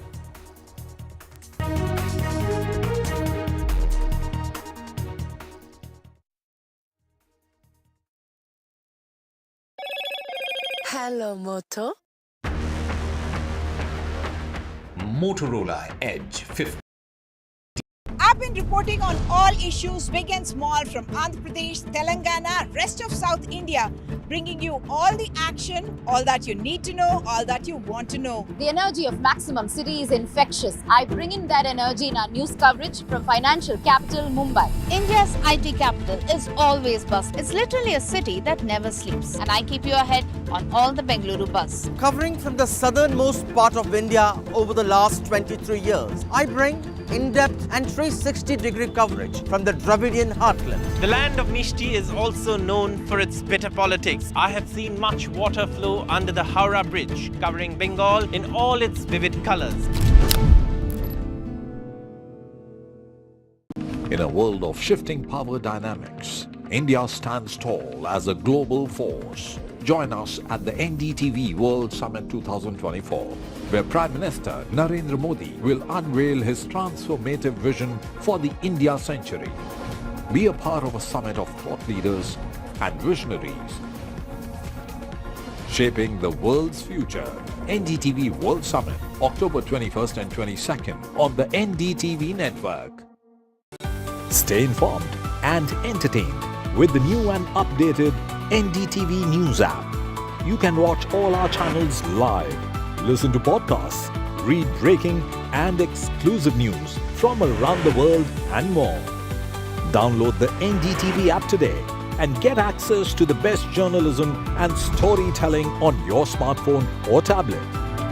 The NDTV app. News that matters to you.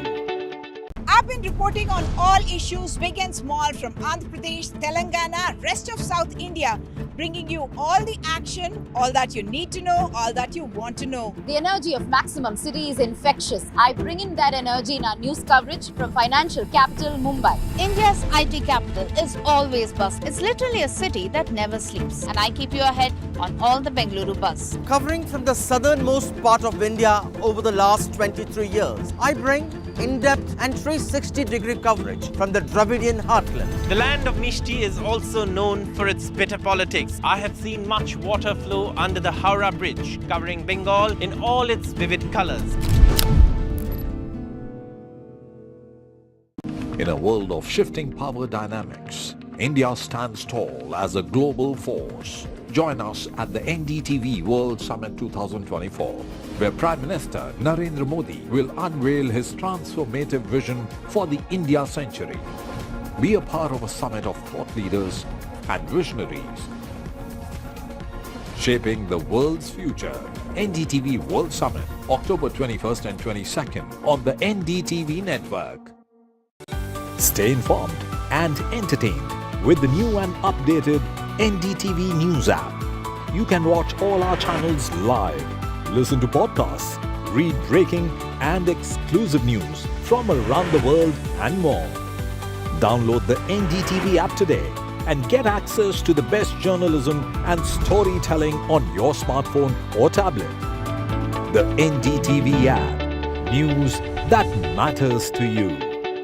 I've been reporting on all issues big and small from Andhra Pradesh, Telangana, rest of South India, bringing you all the action, all that you need to know, all that you want to know. The energy of maximum city is infectious. I bring in that energy in our news coverage from financial capital Mumbai. India's IT capital is always buzz. It's literally a city that never sleeps. And I keep you ahead on all the Bengaluru buzz. Covering from the southernmost part of India over the last 23 years, I bring in-depth and 360-degree coverage from the Dravidian heartland. The land of Mishti is also known for its bitter politics. I have seen much water flow under the Howrah Bridge, covering Bengal in all its vivid colors.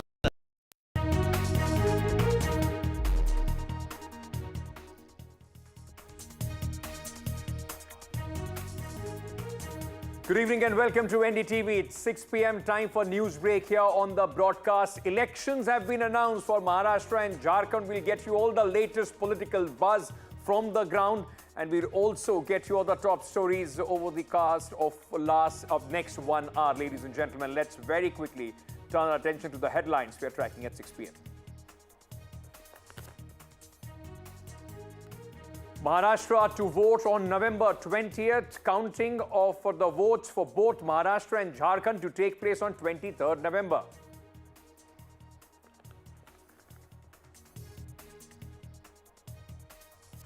Voting in Jharkhand on November 13th and 20th in 2 phases.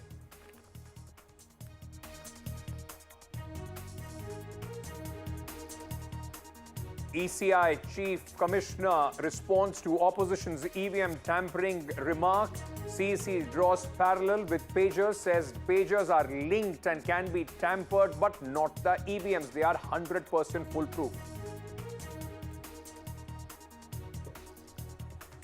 Congress announces poll observers for Maharashtra and Jharkhand. BJP poll body meeting on Maharashtra tomorrow. Maharashtra Chief Minister announces Diwali bonanza for BMC workers, hours ahead of the poll dates. Mumbai police makes fourth arrest in Baba Siddiqui murder case from Uttar Pradesh. Cops established link to Salman Khan house firing case as well. Foreign Minister S.J. Shankar arrives in Pakistan's Islamabad for the SCO summit.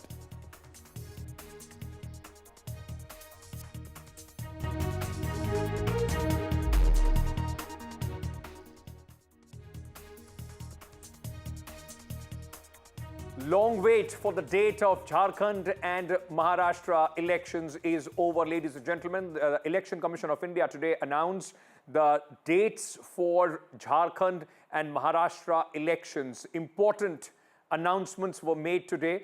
Maharashtra is going to vote in a single phase election. November 20th is the day of voting, and Jharkhand in two phases is going to vote on 13th and 20th.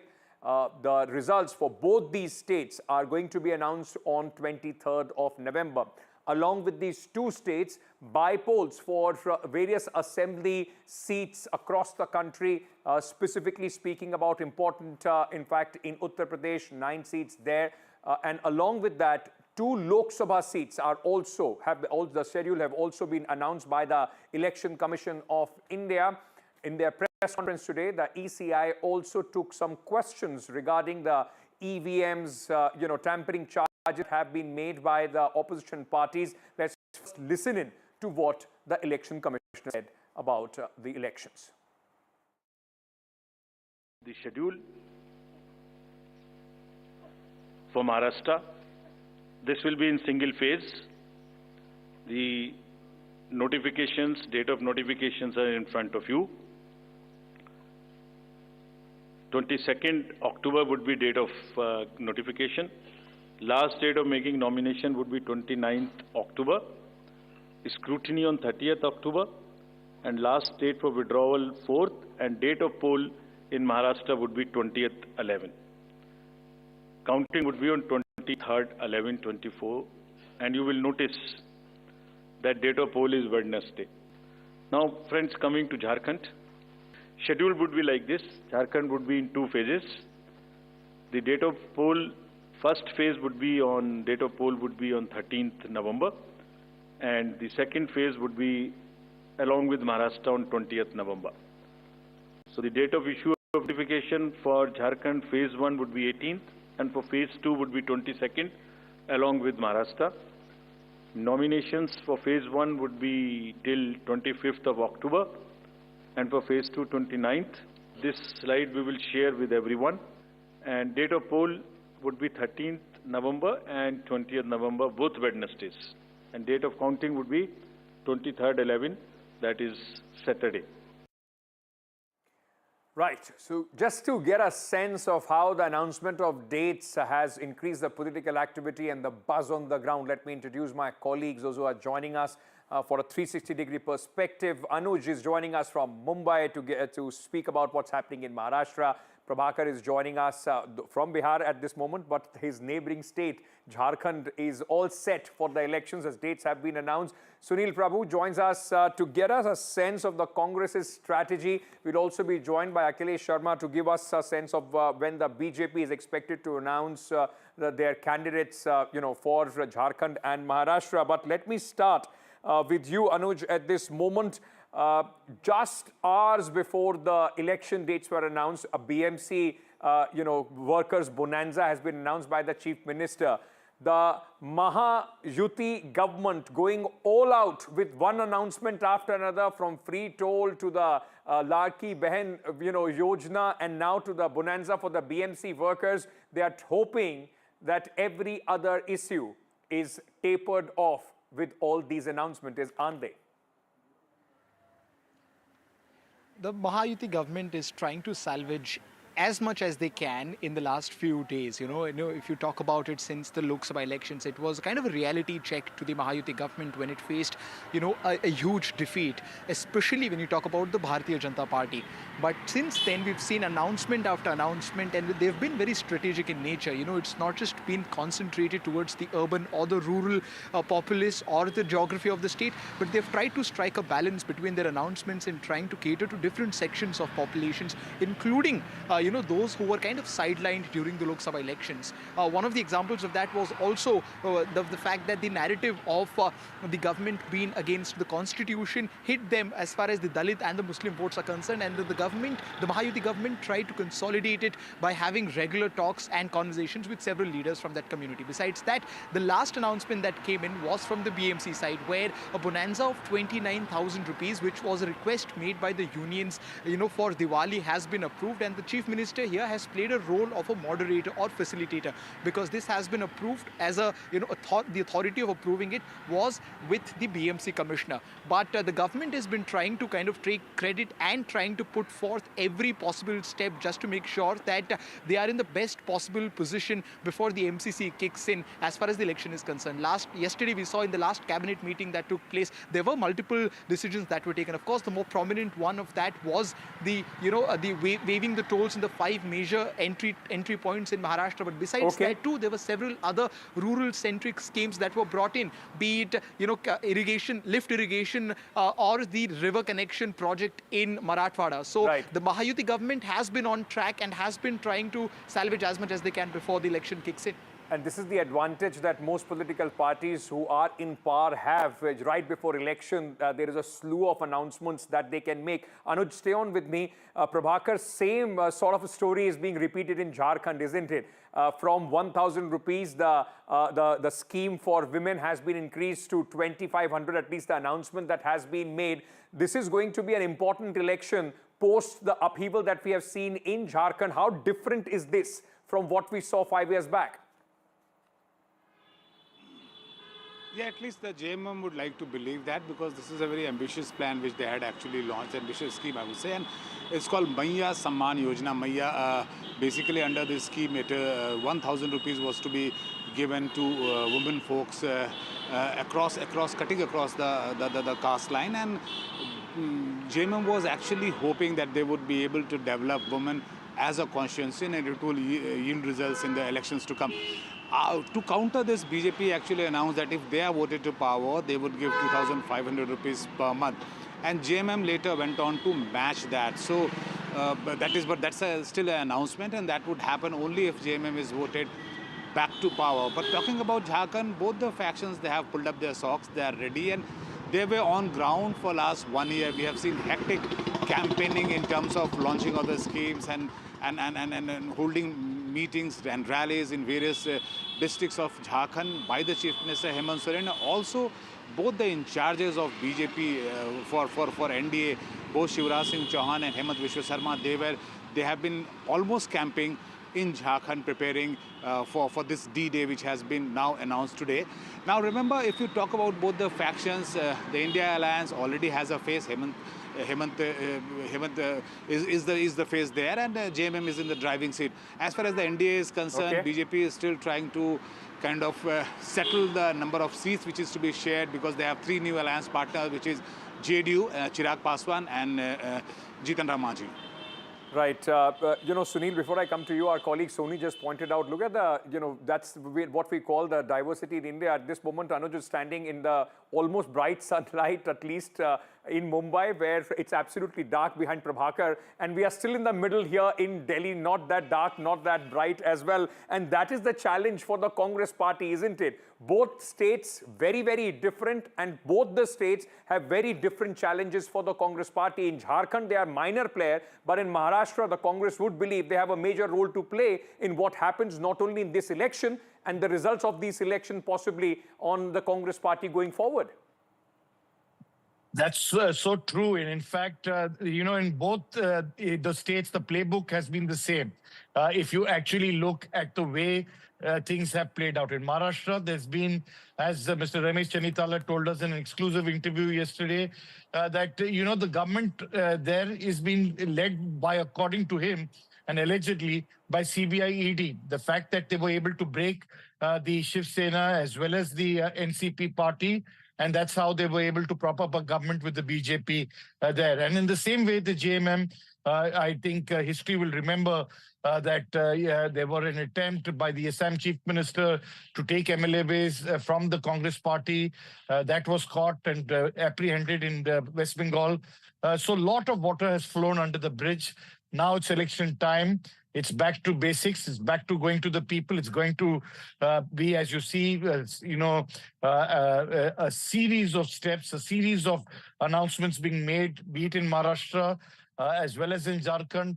And nobody really talks today anymore, Ankit, about model code of conduct. That's given a go by.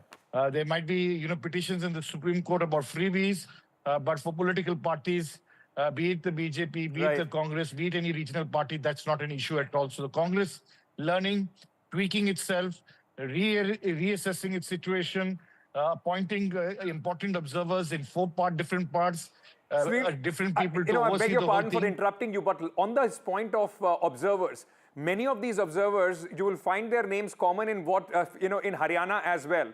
Many would suggest, or at least argue, few of them have been non-performers. Their performance in the recent state of Haryana is also under scrutiny, and they have been given opportunity in a state like Maharashtra. Actually, the screening committees there played a critical role in Haryana. The observers came in a little bit too late, and by then the damage had already been done. It was a little bit of overconfidence, the rebel factor, the infighting, the fact that they weren't able to take things along. So if you say Ashok Gehlot today is, also an observer in Maharashtra, but they've divided it into 4 different regions so as to be able to ensure that, there's quick decision making, there's no rebels there, re-strategizing, because today elections are fought not only against political parties. You are fighting various agencies, you're fighting money power, which you are limited to as an opposition party. And you're up against a huge amount of imponderables which cannot be even said on air. Absolutely. And, with all that, it will be interesting to see how it pans out at this moment. Akhilesh Sharma is joining us at this moment. Akhilesh ji, by when are we expecting the Bharatiya Janata Party? Because important meetings are taking place. The CEC meeting for Jharkhand is, if I'm not wrong, is already on. By when are you expecting the finer details of the seat announcement? Who is going to be the face or not? All those details. By when are you expecting that? Well, as far as Maharashtra is concerned, Ankit, we've been told by the sources that tomorrow the BJP election committee meeting is likely to take place once again.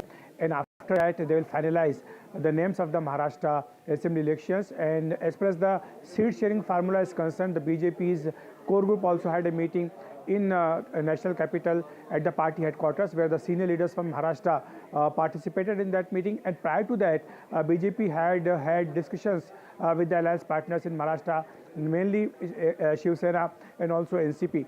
And we've been told by the sources that BJP is likely to contest anything between 158 to 162 seats. And as far as Shiv Sena is concerned, Shiv Sena is likely to contest around 90 seats and NCP around 50. So this is the broad formula. And apart from these 3 main parties, some smaller parties are also with the Mahayuti in Maharashtra, and they may be given another 10 seats. As far as the question of who's going to be the chief minister is concerned, so far BJP leaders are not saying anything about it. But Mr. Eknath Shinde, of course, is the CM right now. But the formula has been, when the BJP was in the alliance with the erstwhile Shiv Sena, that whosoever wins the most number of seats, that will be the CM will be chosen from that party. But this is the formula which was the old time. Now what happened is, it remains to be seen. It will be interesting, and that chief minister's post could be the bone of contention on both sides of the divide between both the alliances. Anuj, Prabhakar, Akhilesh, Sunil, thank you so much for sharing your views on this very, very important story that we'll keep tracking here on NDTV. Ladies and gentlemen, like I was talking to you about earlier, the Election Commission today was very, very harsh on all these questions being raised on the EVMs. The Election Commissioner, in fact, specifically answered point by point on various questions that have been raised by the Congress party post the results of Haryana. Listen it. EVM के बारे में आपने फिर से पूछा।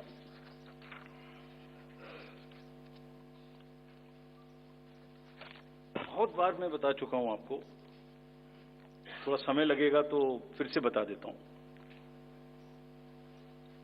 6 महीने लगभग 5-6 महीने फर्स्ट एफएलसी शुरू होती है ईवीएम की। टेम्पर नहीं हो सकती, उसमें कोई कनेक्शन नहीं हो सकता। अभी लोग पूछते हैं जब पेजर से उड़ा देते हैं तो ईवीएम को कैसे हैक नहीं कर सकते, ये भी पूछते हैं।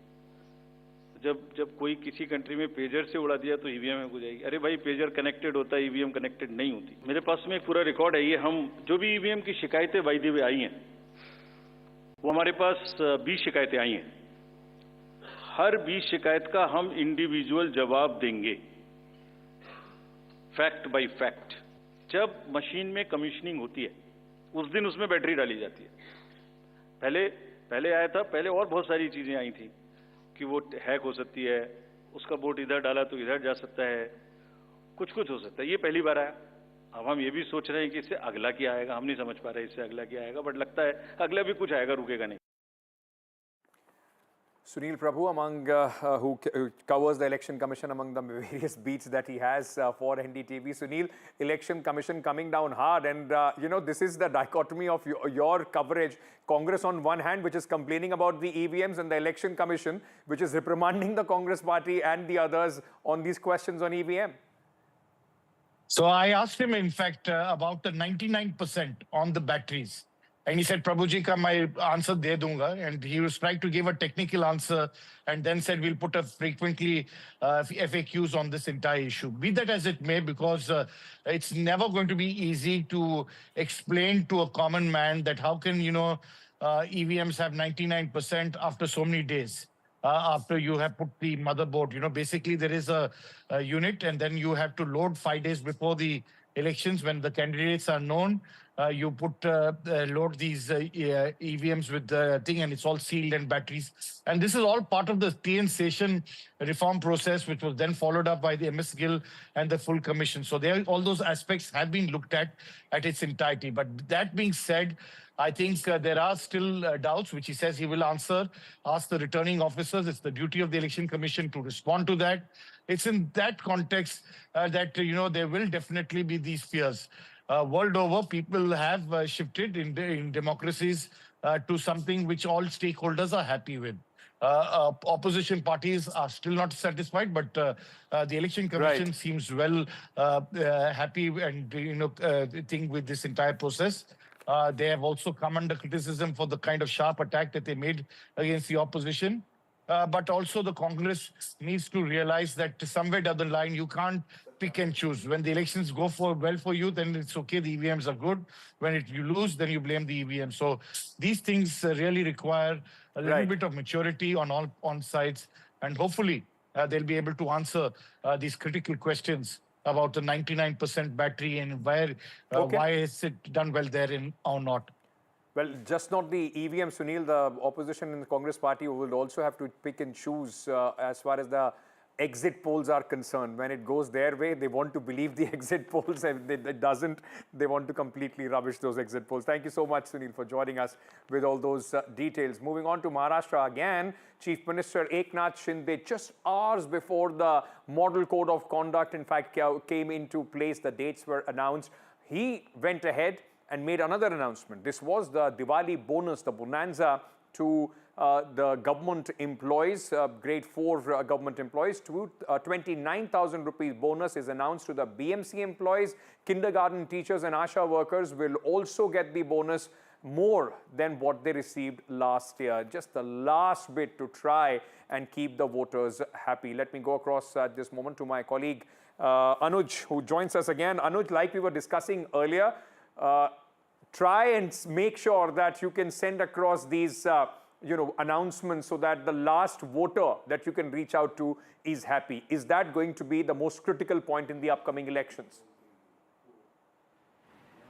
That's at least what the Mahayuti government thinks. This decision came literally moments before the announcement of election dates, although it is a decision, authorized by the BMC, but then, the stamp on it or the coordination or the moderation for this particular decision was done by Chief Minister Eknath Shinde. Several low-rank officers or workers in BMC will be getting 29,000 rupees, which is a slight increase from what was the case last year as far as Diwali bonus is concerned. Now, it was a request made by the union of these workers for a, for a bonus of this sort, and then it was approved with the intervention of the Chief Minister. While it is 29,000 for a majority of the BMC workers, non-teaching staff, teaching staff at different levels of schools, it is also 12,000 and 5,000 rupees for several health volunteers and workers at different level as well. But looking at it from a broader perspective, in the last few months, as we've been talking about for quite some time, there has been this barrage of announcements being made for different sections of the society. And going back to the press conference taken by the CEC, one important number that strikes out is the number of women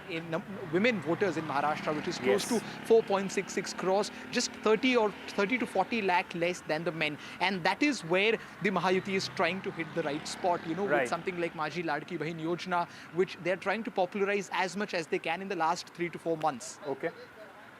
You're spot on there. It's just not Maharashtra. State after state, we have seen how politicians and political parties are trying to, in fact, create this vote bank, which cuts across caste and class, in various states. The women vote bank, all eyes there with all those announcements. Anuj, thank you for joining us with all those details. Now, let's give you some latest from across the border in Pakistan, where after a long gap, you are seeing a top Indian leader, in fact, from the government in Pakistan, Islamabad. This is the welcome that Foreign Minister S. Jaishankar received in Islamabad when he arrived there for the SCO summit. This is, remember, for a foreign minister, it's almost been 9 years that there has been any talks between India and Pakistan, and for the first time, a foreign minister from the country in the last 9 years landing in Pakistan for the SCO summit. Important development, though Mr. Jaishankar, before he left for Islamabad, said that he is going to attend the SCO summit there. It's nothing to do with bilateral relations between India and Pakistan. सबसे पहला सवाल आपसे यही है कि कितना आपको एक उम्मीद है इस बैठक से, ख़ासतौर पे जिस तरह से पाकिस्तान की माली हालत को लेकर तमाम जो बातें होती है, और एक ऐसा फोरम है जहाँ पे इकोनॉमिक कोऑपरेशन को लेकर तमाम जो मुल्क है वो बात करते हैं, तो पाकिस्तान की उम्मीद क्या है इस बैठक से? देखिए, ये जो कॉन्फ्रेंस है ये SCO की सेकेंड हाईएस्ट फोरम है, जिसमें बिल्कुल आपने ठीक कहा, ये इकोनॉमिक मैटर्स पे फोकस करेगी, ट्रेड पर होगा, क्लाइमेट चेंज पर होगा, और ये एक मौका है जहाँ पर SCO के ममालिक इकट्ठे होकर एक प्लेटफॉर्म पर जो हमारे कलेक्टिव चैलेंजेस हैं, डेवलपिंग कंट्रीज़ के मसाइल हैं, जो इंटरनेशनल सप्लाई चेन्स अफेक्ट हुई हुई हैं, उसकी वजह से जो हम पर इम्पैक्ट आ रहा है, उस पर मिलकर कोई लाया अमल तैयार करेंगे एंड प्रेजेंट करेंगे एक vision how all of us can deal with this challenge जो हम सबको इम्पैक्ट कर रहा है। जी, एक मौका तो ये है मल्टीलैटरल बातचीत का, लेकिन जब भारत और पाकिस्तान की बात आती है और 9 साल के बाद भारत के विदेश मंत्री जयशंकर यहाँ इस्लामाबाद पहुँच चुके हैं, तो इस मौके को इस तौर पे भी देखा जा रहा है कि दोनों देशों के बीच रिश्तों में जो जमी बर्फ़ है वो कहीं थोड़ी सी पिघले। हालांकि आपने आपका बयान भी सुना है जिसमें आपने कहा है कि कोई द्विपक्षीय बातचीत नहीं होगी, भारत की तरफ से भी बात साफ की गई है, लेकिन कहीं कोई उम्मीद बनती है कि एक छोटी सी कोई शुरुआत अनौपचारिक तौर पर ही सही इस मौके के इस्तेमाल के जरिए किया जाए। जी, जिस आपने बिल्कुल ठीक कहा, ये एक मल्टीलैटरल कॉन्फ्रेंस है, इसमें बायलैटरल इश्यूज एजेंडा पे नहीं हैं, और पाकिस्तान और इंडिया की बायलैटरल मीटिंग भी प्लान नहीं है।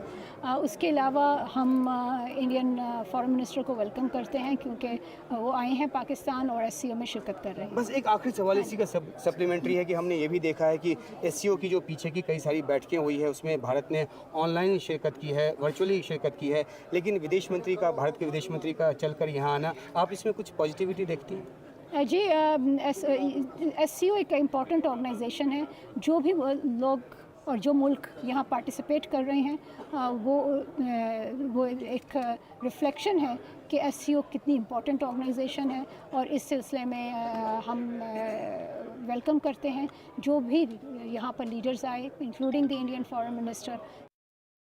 That's Foreign Minister of Pakistan speaking to our colleague from NDTV India, Umar Shankar Singh. With that, we're slipping into a very short break. News and updates on the other side. Stay tuned.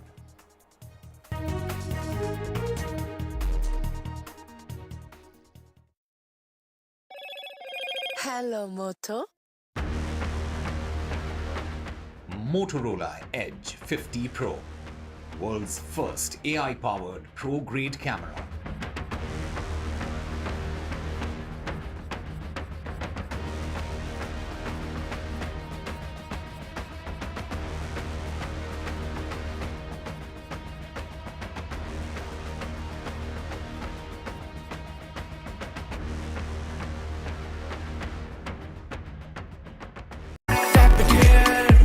And it's wipe it there. Pound rewards, मैं everywhere. कहीं से भी करूँ collect, spend करूँ direct. Download any single ID partner app, link your card and earn reward with top brand. Get it free with single ID. Stay informed and entertained with the new and updated NDTV News app. You can watch all our channels live, listen to podcasts, read breaking and exclusive news from around the world and more. Download the NDTV app today and get access to the best journalism and storytelling on your smartphone or tablet. The NDTV app. News that matters to you. New day, new show, a new experience. Start your day with the news, not views. We bring you stories that matter and impact your life. News that informs and keeps you ahead.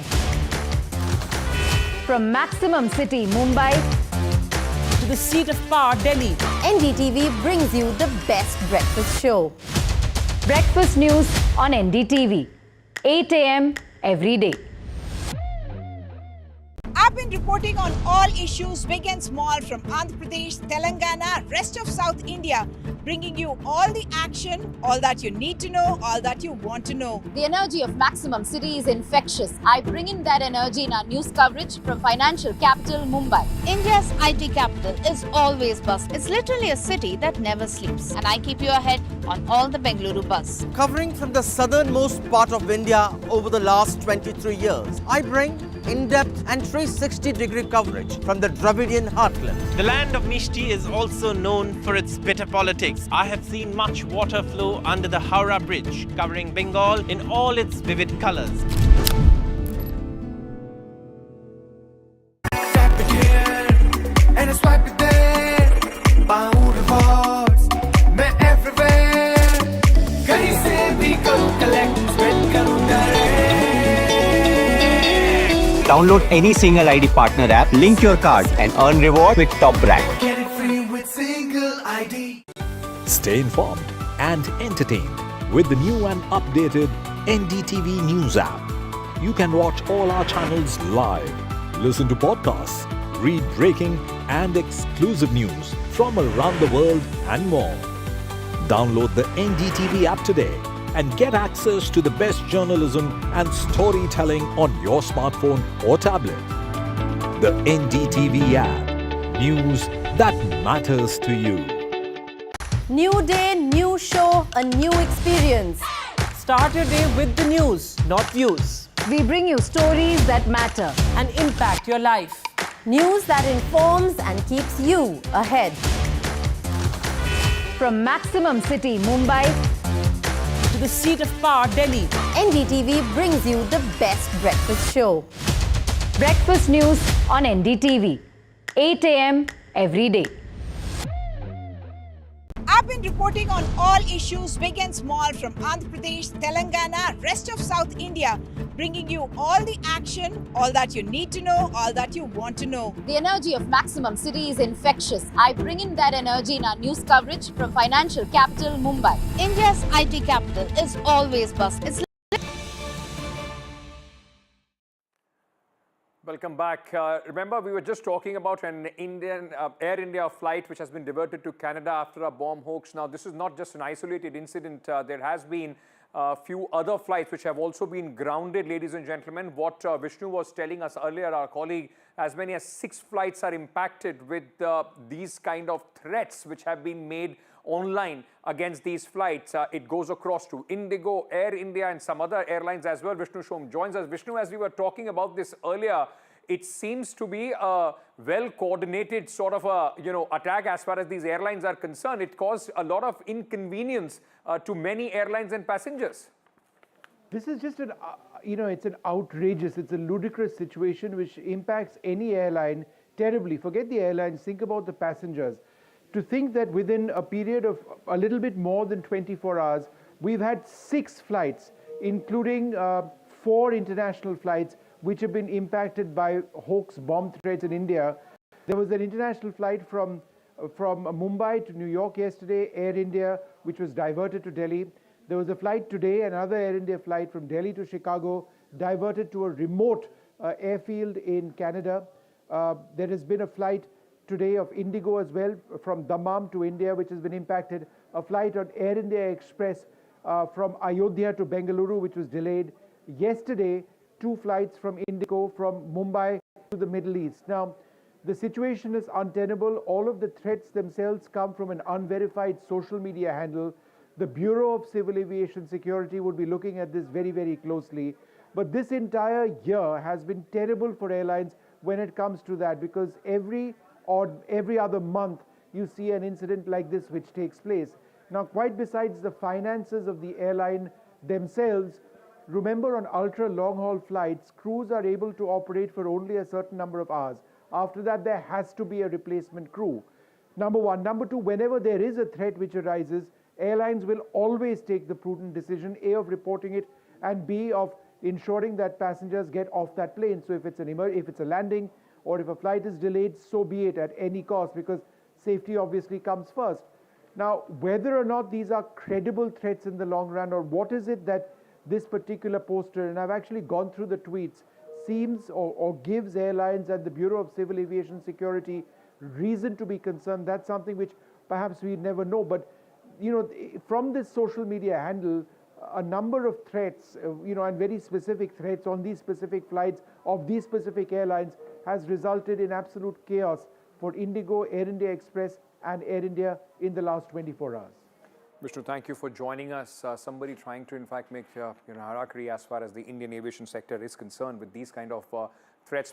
Most of them, and thankfully so, are hoax, but it does create a lot of problems as far as the airlines are concerned and also the passengers. Moving on to Mumbai, where we've been tracking continuously the aftermath and also the investigation of the Baba Siddiqui murder. The 4th accused, ladies and gentlemen, in this case has been now arrested by the Mumbai police. What we know now is that the crime branch has arrested Harish, who had provided financial help in Baba Siddiqui murder case and had a role in the conspiracy. Now remember, Shiv Kumar and this accused are from the same village, and details of financial transactions and who sponsored them now is being investigated. Court has sent Harish Kumar to the custody of the police till 21st of October. Another video has also emerged in the Baba Siddiqui murder case. This footage shows the moment when the shooter Dharam Raj Kashyap was apprehended by the Mumbai police after he shot Baba Siddiqui on Dussehra Day. Dharam Raj, in fact, was the first accused to be arrested in connection with this case. My colleague Radhika now joins us with more details at this moment on this. Radhika, repercussions still being felt of what had happened on the day of Dussehra with Baba Siddiqui's murder. The police now investigation, arresting the 4th accused. What else do we have as far as the investigation goes? Well, investigations are underway, but fact remains that the mastermind or the actual conspirator has still not been arrested. Lawrence Bishnoi gang link is being very thoroughly probed by Mumbai police at this point, but all the small fish being arrested. Fourth arrest taking place. This is a scrap dealer from Pune who was arrested from his village in UP, 23-year-old man. He was sent to police custody today. Apparently, he provided logistics as well as financial support to the other shooters, is what the police said in the remand report. Besides that, today, a very important detail that was revealed by the police is that one of the accused who is absconding at this point, which is Shubham Lonkar, who had in fact put out that Facebook post saying that he belongs to Lawrence Bishnoi gang, and the reason why they attacked Baba Siddiqui, killed him, was because of his association with Salman Khan. He was in fact questioned by the Mumbai police after that Salman Khan episode, after the firing outside Salman Khan house. He was questioned for quite some time as his name was given out by the accused in that particular case, but he was let off. He was let off after questioning, and now, of course, Mumbai police left red-faced as he is now being linked to this case as well. He's the one who put out that social media post. So therefore, he's absconding at this point. His brother has been arrested, but the fact remains that Mumbai police had closed in on this fellow, in the other case. Perhaps if he was arrested, the conspiracy may not have been hatched. We are not sure, but certainly this has left Mumbai police embarrassed. This is one, and of course, yet another weapon was found near the crime scene today. Another bag with a gun was also found today in the crime scene. Besides that, of course, security being provided to Salman Khan as a result of the Bishnoi link. There is high security outside his residence as well as in his Panvel farmhouse as well. Thank you, Radhika, for joining us with all those details at this moment. Now, in a significant development, and we are moving on to the important story from Manipur. In a significant development was addressing the ongoing ethnic tensions in Manipur. Selected MLAs from all the major communities in Manipur, the Meitei, Kuki and the Nagas, were at the Ministry of Home Affairs for a joint meeting facilitated by the officials of the MHA. This is the first such official meeting of MLAs of all major communities of Manipur since the ethnic violence erupted in the state last year. The meeting, organized under the aegis of Union Home Ministry, aims to foster dialogue and cooperation among the different communities to find path towards peace and reconciliation. 2-hour-long meeting with MLAs has ended. The MLAs from all communities were tight-lipped about the discussions in the meeting. The discussions in the meetings were, in fact, with more MLAs meetings have been proposed also. Let me very quickly bring in my colleague Ratnadeep Chaudhary, who is joining us at this moment with more details on this story. Ratnadeep, it's quite significantly, though an important, step being taken towards peace and normalcy, but significantly, the Chief Minister of the state was missing as far as this meeting is concerned. Absolutely, this is perhaps an ice-breaking moment as far as efforts in terms of bringing a solution to the 17-month-old crisis in Manipur is concerned. Remember, out of the 60 MLAs in the State Legislative Assembly, about 20 of them have attended this key meeting which have taken place at New Delhi, although all the MLAs very tight-lipped.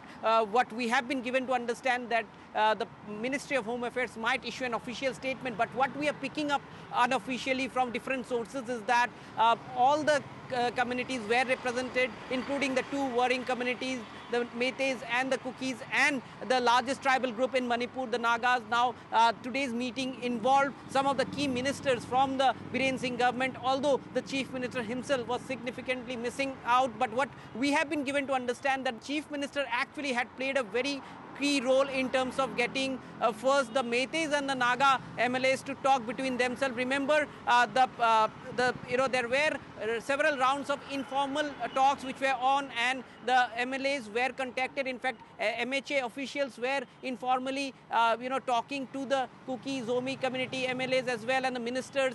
Remember, there are two ministers from the Kuki community in the Biren Singh government, and therefore, what we have been given to understand, these MLAs have put forward some recommendations. Center have also told them that the priority is to maintain peace. Now, some of the recommendations or the proposals which have been placed is to involve more MLAs in these rounds of talks, and also to involve the civil society groups from all the communities. So therefore, this is seen as the first step towards breaking that deadlock and create an atmosphere for dialogue, which is very necessary if a solution for Manipur has to be arrived. And the fact that the Kuki groups have come and the Kuki MLAs have come and joined is very significant, given the fact that they had demanded a total separation from Manipur and demanded union territory as well. Thank you, Ratnadeep, for joining us with all those details. Moving on, ladies and gentlemen, important, in fact, news coming in. If you are in Bengaluru, if you are in southern, Karnataka, the Indian Meteorological Department has predicted very heavy rainfall for the next 3 days, and all precautions need to be taken. Let me very quickly tell you where all, in fact, in the next 3 days. In this, the yellow and orange alerts have been issued for Bengaluru, Mandya, Mysuru, Kolar, Chikballapur, and Ramanagara, Hassan, Chamarajnagar, Kodagu, Udupi, and so far Bengaluru has received 38.8 millimeters rainfall until this afternoon. Now there have also been the announcement of schools and colleges across Bengaluru which will be shut tomorrow in anticipation of these rains. My colleague Pratibha spoke to the IMD officials about this. Listen in. As heavy rains batter Tamil Nadu, how prepared is Karnataka? Throwing more light on this, we have with us the Director of the Met Department of Karnataka, Mr. C.S. Patil. So thank you so much for joining us. Okay. So how do you see the direct bearing of the rainfall in Tamil Nadu, especially when it comes to Karnataka? Yesterday, a low pressure system formed over southeast Bay of Bengal, and this system has intensified into well-marked low pressure area, and it is very likely to move and intensify into a depression, and it is very likely to cross Tamil Nadu, Pondicherry and Andhra Pradesh coast. Tomorrow, South Interior Karnataka is very likely to receive heavy to very heavy rainfall under the influence of this system, for which we have given orange alert for Bangalore, Kolar, Chikballapur, Ramnagar, Mandya, Mysore, Chamarajnagara, Shivamogga, Chikmagalur, Hassan, Kodagu and Dakshin Kannada districts. These districts are very, they are given orange alert tomorrow. Today also we have given for few districts orange alert and for few districts yellow alert also. When it comes to especially Bangalore, what has been the rainfall in the previous season, and how do you expect that rainfall to increase in this season? Previous years also, sometime South Interior Karnataka is very likely to experience heavy rainfall under the influence of these low pressure systems during post-monsoon season, that is northeast monsoon season. Because in monsoon season, most of the low pressure systems and depressions are forming over West Central Bay of Bengal and North Bay of Bengal. But as the season advances, these systems move towards southern part of the Bay of Bengal, and mostly southern peninsula receives very good rainfall during October and November. So if you are in Bengaluru, if you are in southern Karnataka, be very careful for the next 3 days. With that, we are slipping into a very short break. On the other side, my colleague Rika with all the latest from the world of sports.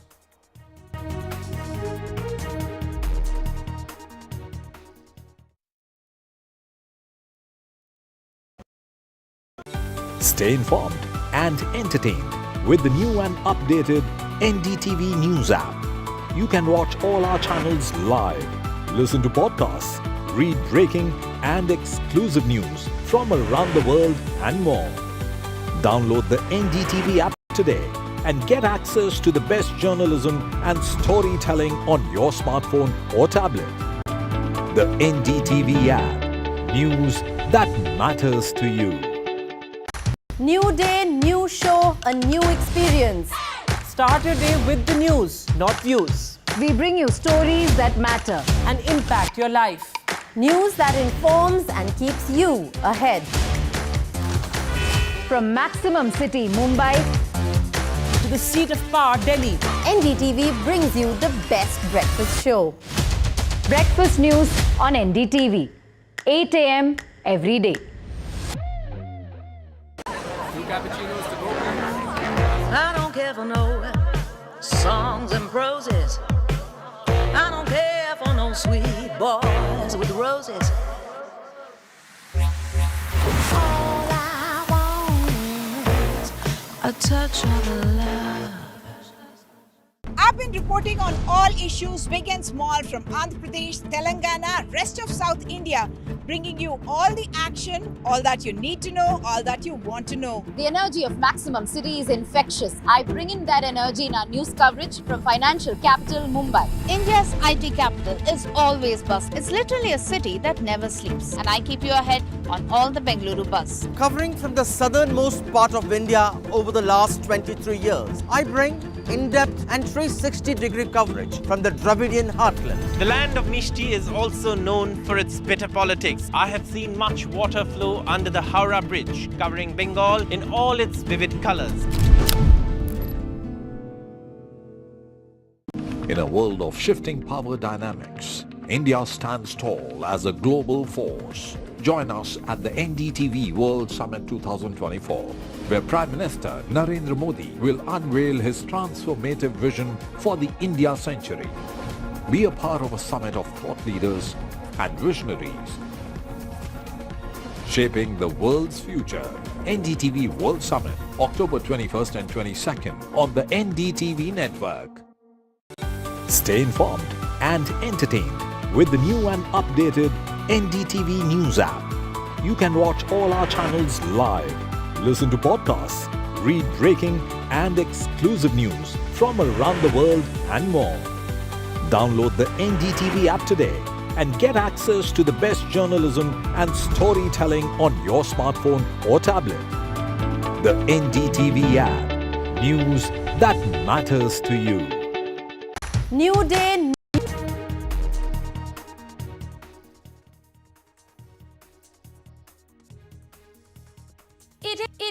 It is the start of a very hectic season of Test cricket for India, because over the next 16 weeks, 8 Test matches are going to be played.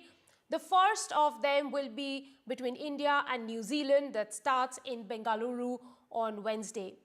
There is a cloud of uncertainty hanging on the test, and quite literally, because it's been raining in Bengaluru, so we don't know exactly what time the match starts.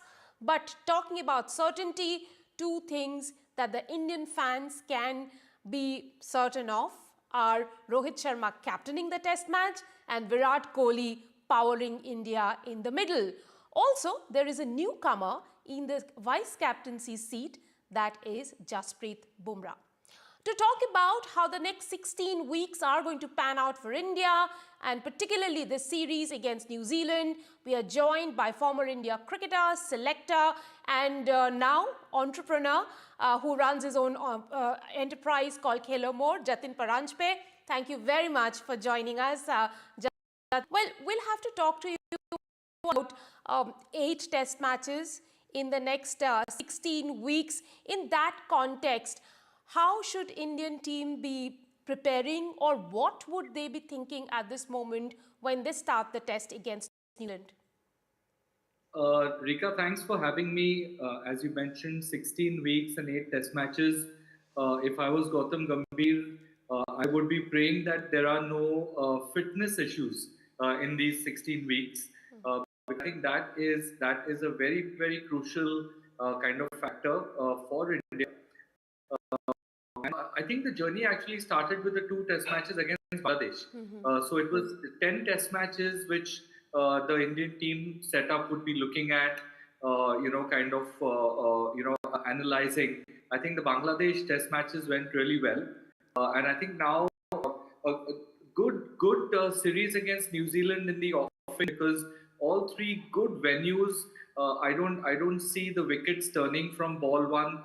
There will be the traditional Test match wickets, which do a bit for the bowlers on the first day. The second and third day is the batsmen, and then the ball will turn. So I think all in all, a great preparation for India as they go into that first Test match. I think around the 22nd of November in Australia. I think Right. great prep for Team India. They will be looking to solidify their 11, barring one. And when I say barring one, that's Shami not being Right. available. Right. I think all in all, a good setup. Mhm.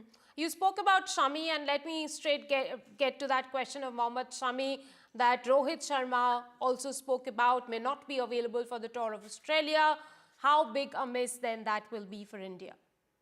I think that is a massive kind of blow to India because Mohammad Shami is while everybody talks about Bumrah, they sometimes do not give Mohammad Shami as much credit as he is due. He's a class act, and if he's unavailable for the full tour, I don't think that will be the case. I think there could be a little bit of gamesmanship in the way India is approaching his situation as well. They don't want to the Indian team wants to hold their cards close to their chest, but it will be a massive miss for India because with Shami, Bumrah, Ashwin, Jadeja, and I think they will look at Akash Deep as their fifth bowler, probably ahead of Siraj. But if Shami misses out, then it puts a big responsibility on Mohammad Siraj Right. because he then becomes the lieutenant in that bowling attack. So puts a big challenge in front of him, which I think he will be able to make a good fist of. Jatin, you very interestingly spoke about the workload management. You said if you were Gautam Gambhir, you would be worried about the fact that no one gets injured. Shami already in the sick bay. How important then is it right now for Rohit Sharma and his men to create a good bench strength of fast bowlers going into this long season of Test cricket? Yeah, I think they are approaching it in a very smart manner. If you see that every team squad announcement has a list of traveling Rika. So they have 5 or 6 players who are traveling with the team. Out of these 5-6 players, there would be 3 or 4 bowlers. The objective being that the squad of 16 will have a certain number of bowlers. So during the Test matches, those bowlers from the squad should not be bowling too much in the nets. The travelling reserves will do the bowling there, and then local bowlers will also fill in. So manage the workload in such a way that most of the workload is done in the actual Test matches and not in the practice sessions between the Test matches. So I think very smart move by the BCCI on that. Let me also ask you about Jasprit Bumrah, who is expected to take over, take on the hot seat of vice captaincy. Do you see him as someone who's ready for the role? I think he will grow into that role. We already know that Rohit Sharma might miss 1 or 2 Test matches because of personal reasons. So that means that Bumrah will be captaining India. What he will have going for him is that Virat Kohli will be there, to take advice from. So I think that will kind of give Bumrah a lot of comfort. Plus Gambhir being the coach, it's going to be interesting, because this BGT is being looked at so carefully. Both the teams are matched so evenly that the captaincy will play a big role. But I think they would have done a lot of situational awareness thinking in terms of passing on that that knowledge from Rohit Sharma to Bumrah. Bumrah's played under Rohit a lot for Mumbai Indians as well. He knows what kind of captain he is. Played under Rohit for India, obviously. So I think all in all, interesting times where these two teams are matched so evenly that any small slip up here or there could prove crucial. But I think it's a good learning kind of curve for Bumrah for the long run. Jatin, before we close the interview, I have to ask you about Virat Kohli. Lots of talks around him not being able to master spin bowling. 99 runs is what he got against Bangladesh. Your thoughts on Virat's form against spin? I wouldn't be worried about it at all. I think all this is just corridor conversation which is happening. I think Virat Kohli is a great player. He will. I think these 3 test matches will be the right setup for Virat going to Australia, because he will play a lot of spin there. We will have Nathan Lyon as well. So it's a great setup for Virat. And I'm just hoping he gets a start and goes into that Australian tour with some momentum. Because let's not forget, if Rohit is not around, then a lot of the responsibility falls on Virat from a batting perspective as well. And he is the guy who kind of loves these challenges. So all in all, just looking forward to Virat Kohli playing his natural game and batting for a few hours, because if he bats for 5 or 6 hours in 4 out of the 10 innings against Australia, then it's going to be interesting. It's going to be very interesting. Well, thank you very much, Jatin, for sharing us all those thoughts, and we look forward to a very, very interesting series of tests that are coming up now. Rika, thank you. Always good to see you.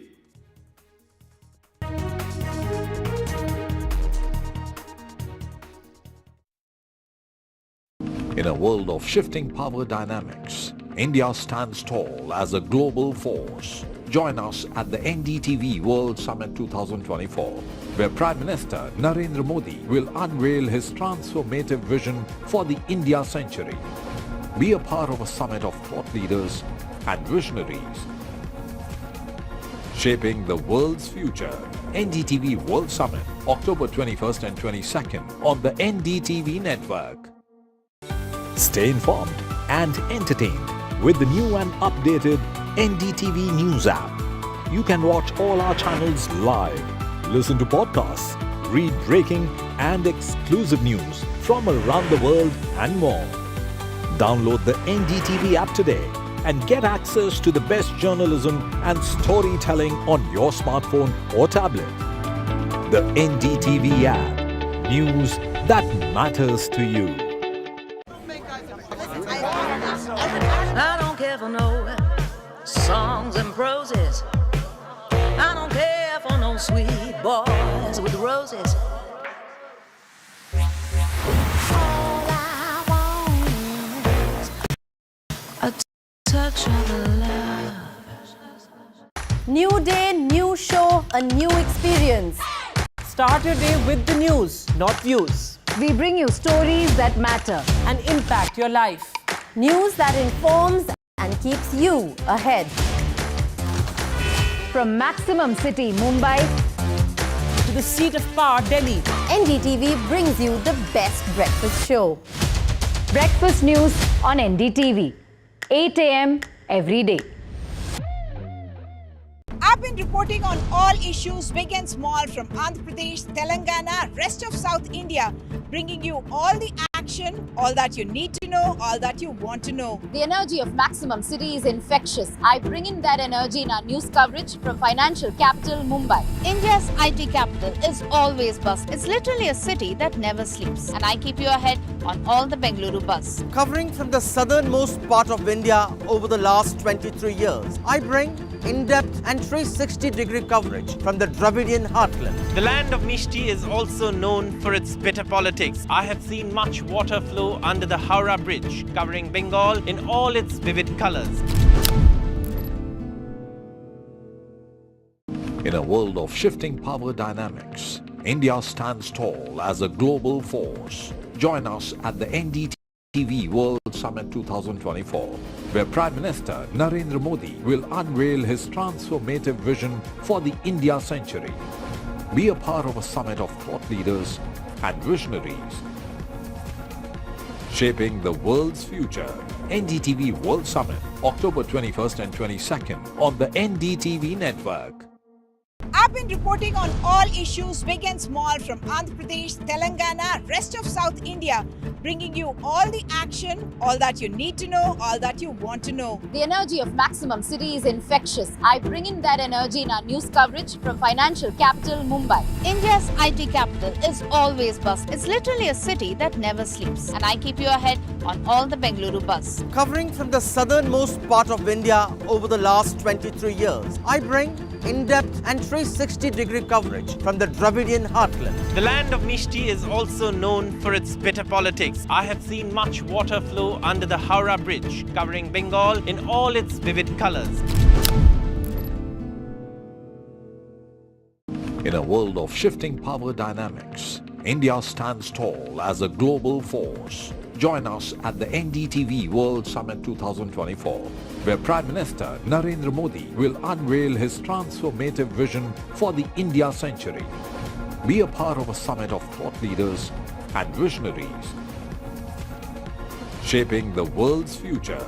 NDTV World Summit, October 21st and 22nd on the NDTV network. I don't care for no songs and proses. I don't care for no sweet boys with roses. I'm too busy, baby, making plans on how to get me one of them manly men. All I want is a touch of love. Stay informed. Cops make fourth arrest in Baba Siddiqui's murder case from UP. Cops have established link to Salman Khan's house firing case. Baba Siddiqui murder probe. Cops have also found a bag with a gun. External Affairs Minister Jaishankar arrives in Pakistan for the important SCO summit.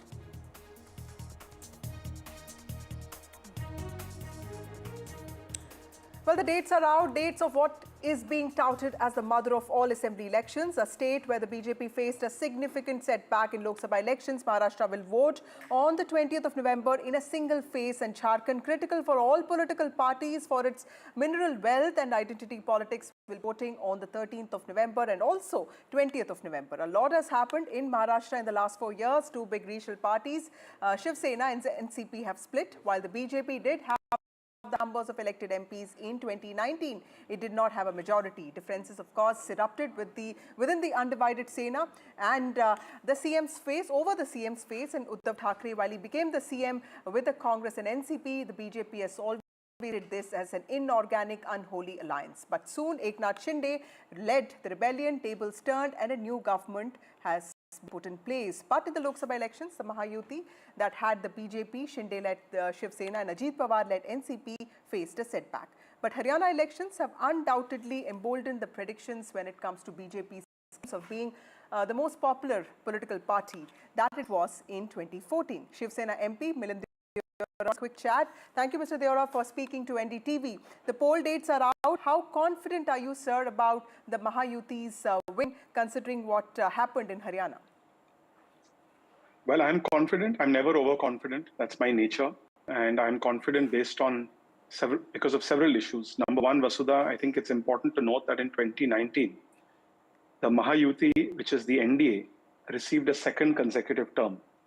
Unfortunately, a political disruption took place where, because Mr. Uddhav Thackeray was not given the chief minister post, he joined hands with the Congress, and that led to a severe political disruption in Maharashtra, which hasn't happened since 99 when Sharad Pawar ji left the Congress party. Since then, you are right that there have been all kinds of changes to Maharashtra's politics, but what really matters is in the last 2 years, and I say this as a Mumbaikar, as a Maharashtran, a born and raised Mumbaikar, the kind of work that has happened in the last 2 years, whether it's for the rural people, whether it's for people in urban areas, whether it's for infrastructure, whether it's to bring Maharashtra back to being the #1 foreign direct investment state in the country, has been unprecedented.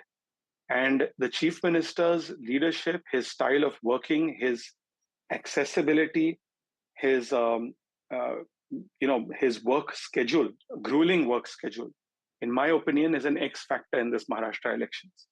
And it's going to play a critical role in bringing Mahayuti back to power. Certainly, Haryana winning a hat-trick, the first time in Haryana's history, has in some ways given the NDA a boost. But I still believe that the alliance is not overconfident. The alliance is confident, right, based on the work that has happened in the last few years. Mr. Deora, when it comes to Mr. Shinde as the Chief Minister, there's no doubt that he was also the best performer when it came to Lok Sabha elections within the Mahayuti. Has that also put your party in a better position when it comes to negotiations on seat sharing with the BJP and also the NCP? And who's going to be the CM, sir? See, I'll tell you one thing about Mr. Shinde. He's truly a man who calls himself, he says, I'm CM, but I'm not the Chief Minister. For me, and he's truly someone who operates like a karyakarta. I've been going to the Chief Minister's bungalow called Varsha and Malabar Hill maybe since childhood and seen many Chief Ministers living in Varsha. I've never seen Varsha this open for the public. He's not someone who's interested in the Chief Minister's chair. He's interested genuinely in serving people, meeting people. He gets a high from interacting with people, people coming to see him, going before the people, not scared to do that. So I think it's very clear that the alliance will go into the elections under his leadership, which clearly means that if this alliance comes to power, it will obviously be him who will be Chief Minister.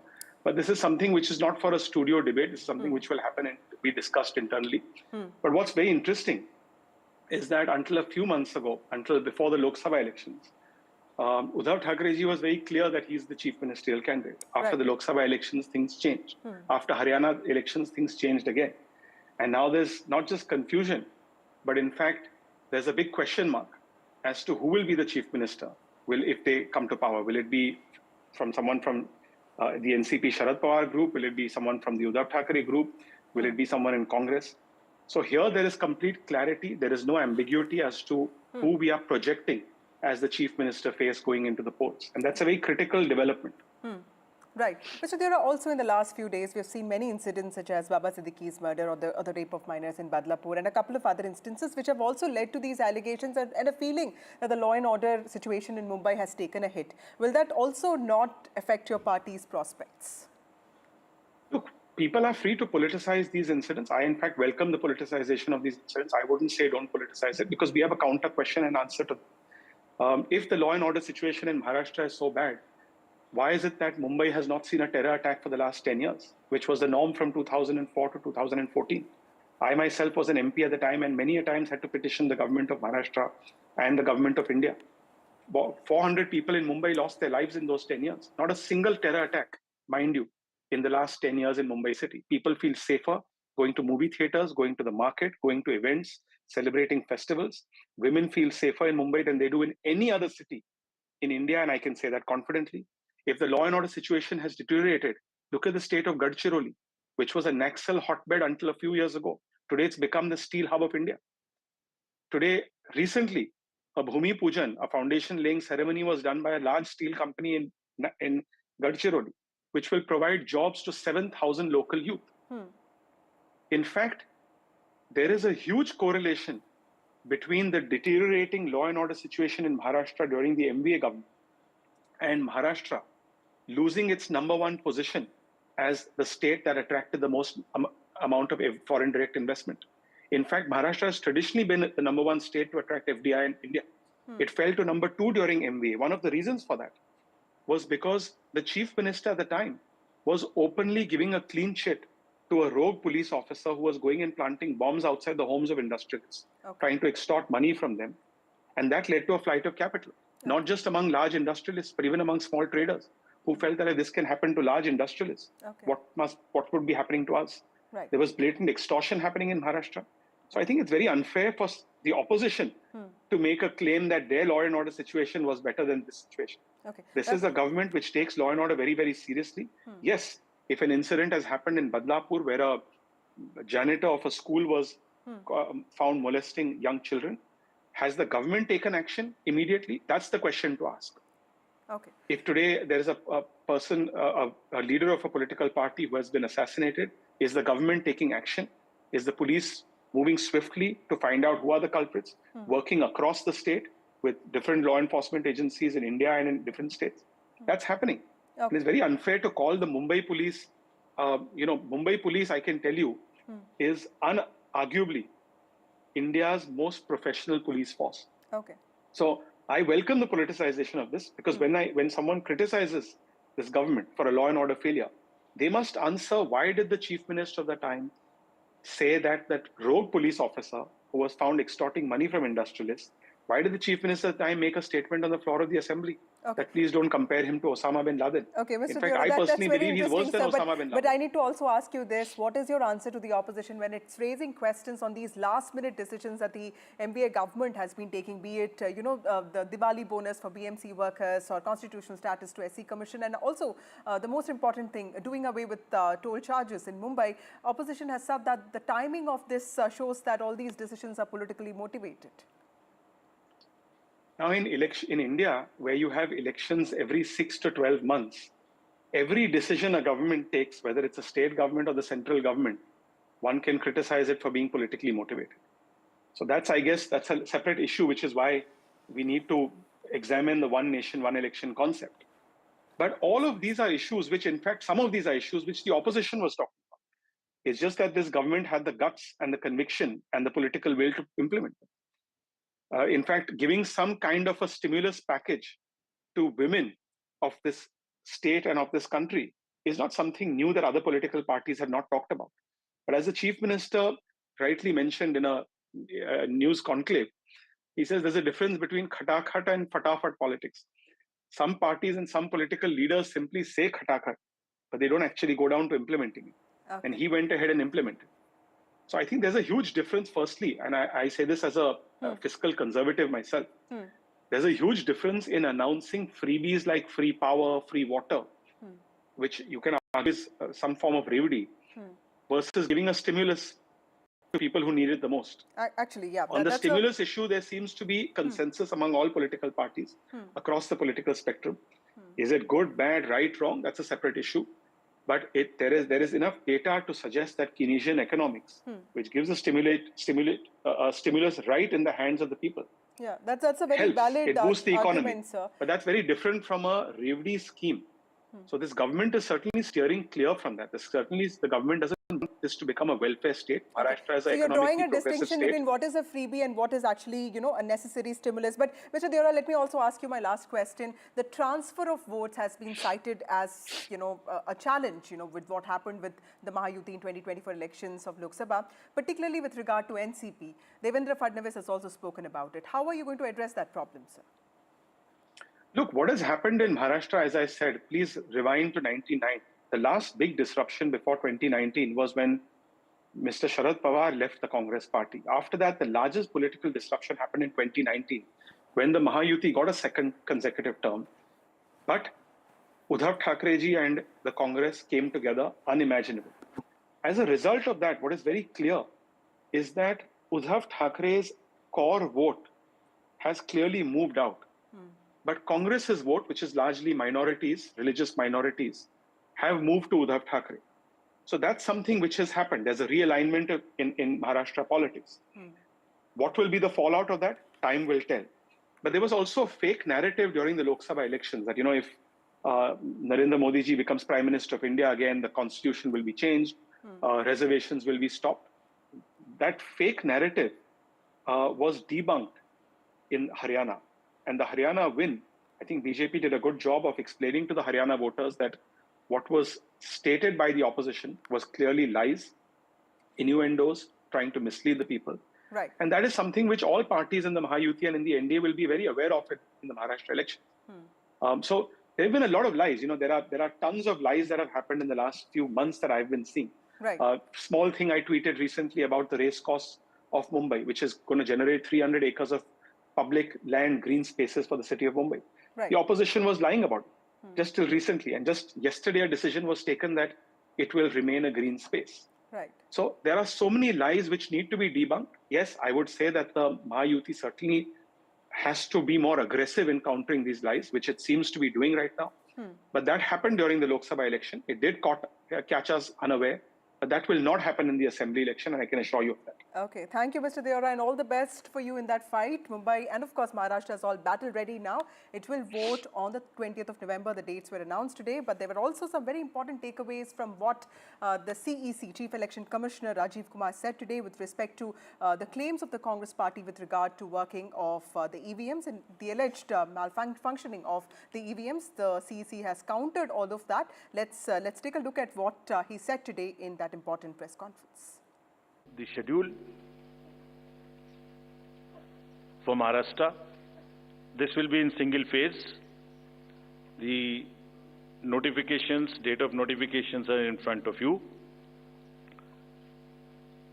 22nd October would be date of notification. Last date of making nomination would be 29th October. Scrutiny on 30th October. And last date for withdrawal 4th, and date of poll in Maharashtra would be 20th 11. Counting would be on 23rd 11 24, and you will notice that date of poll is Wednesday.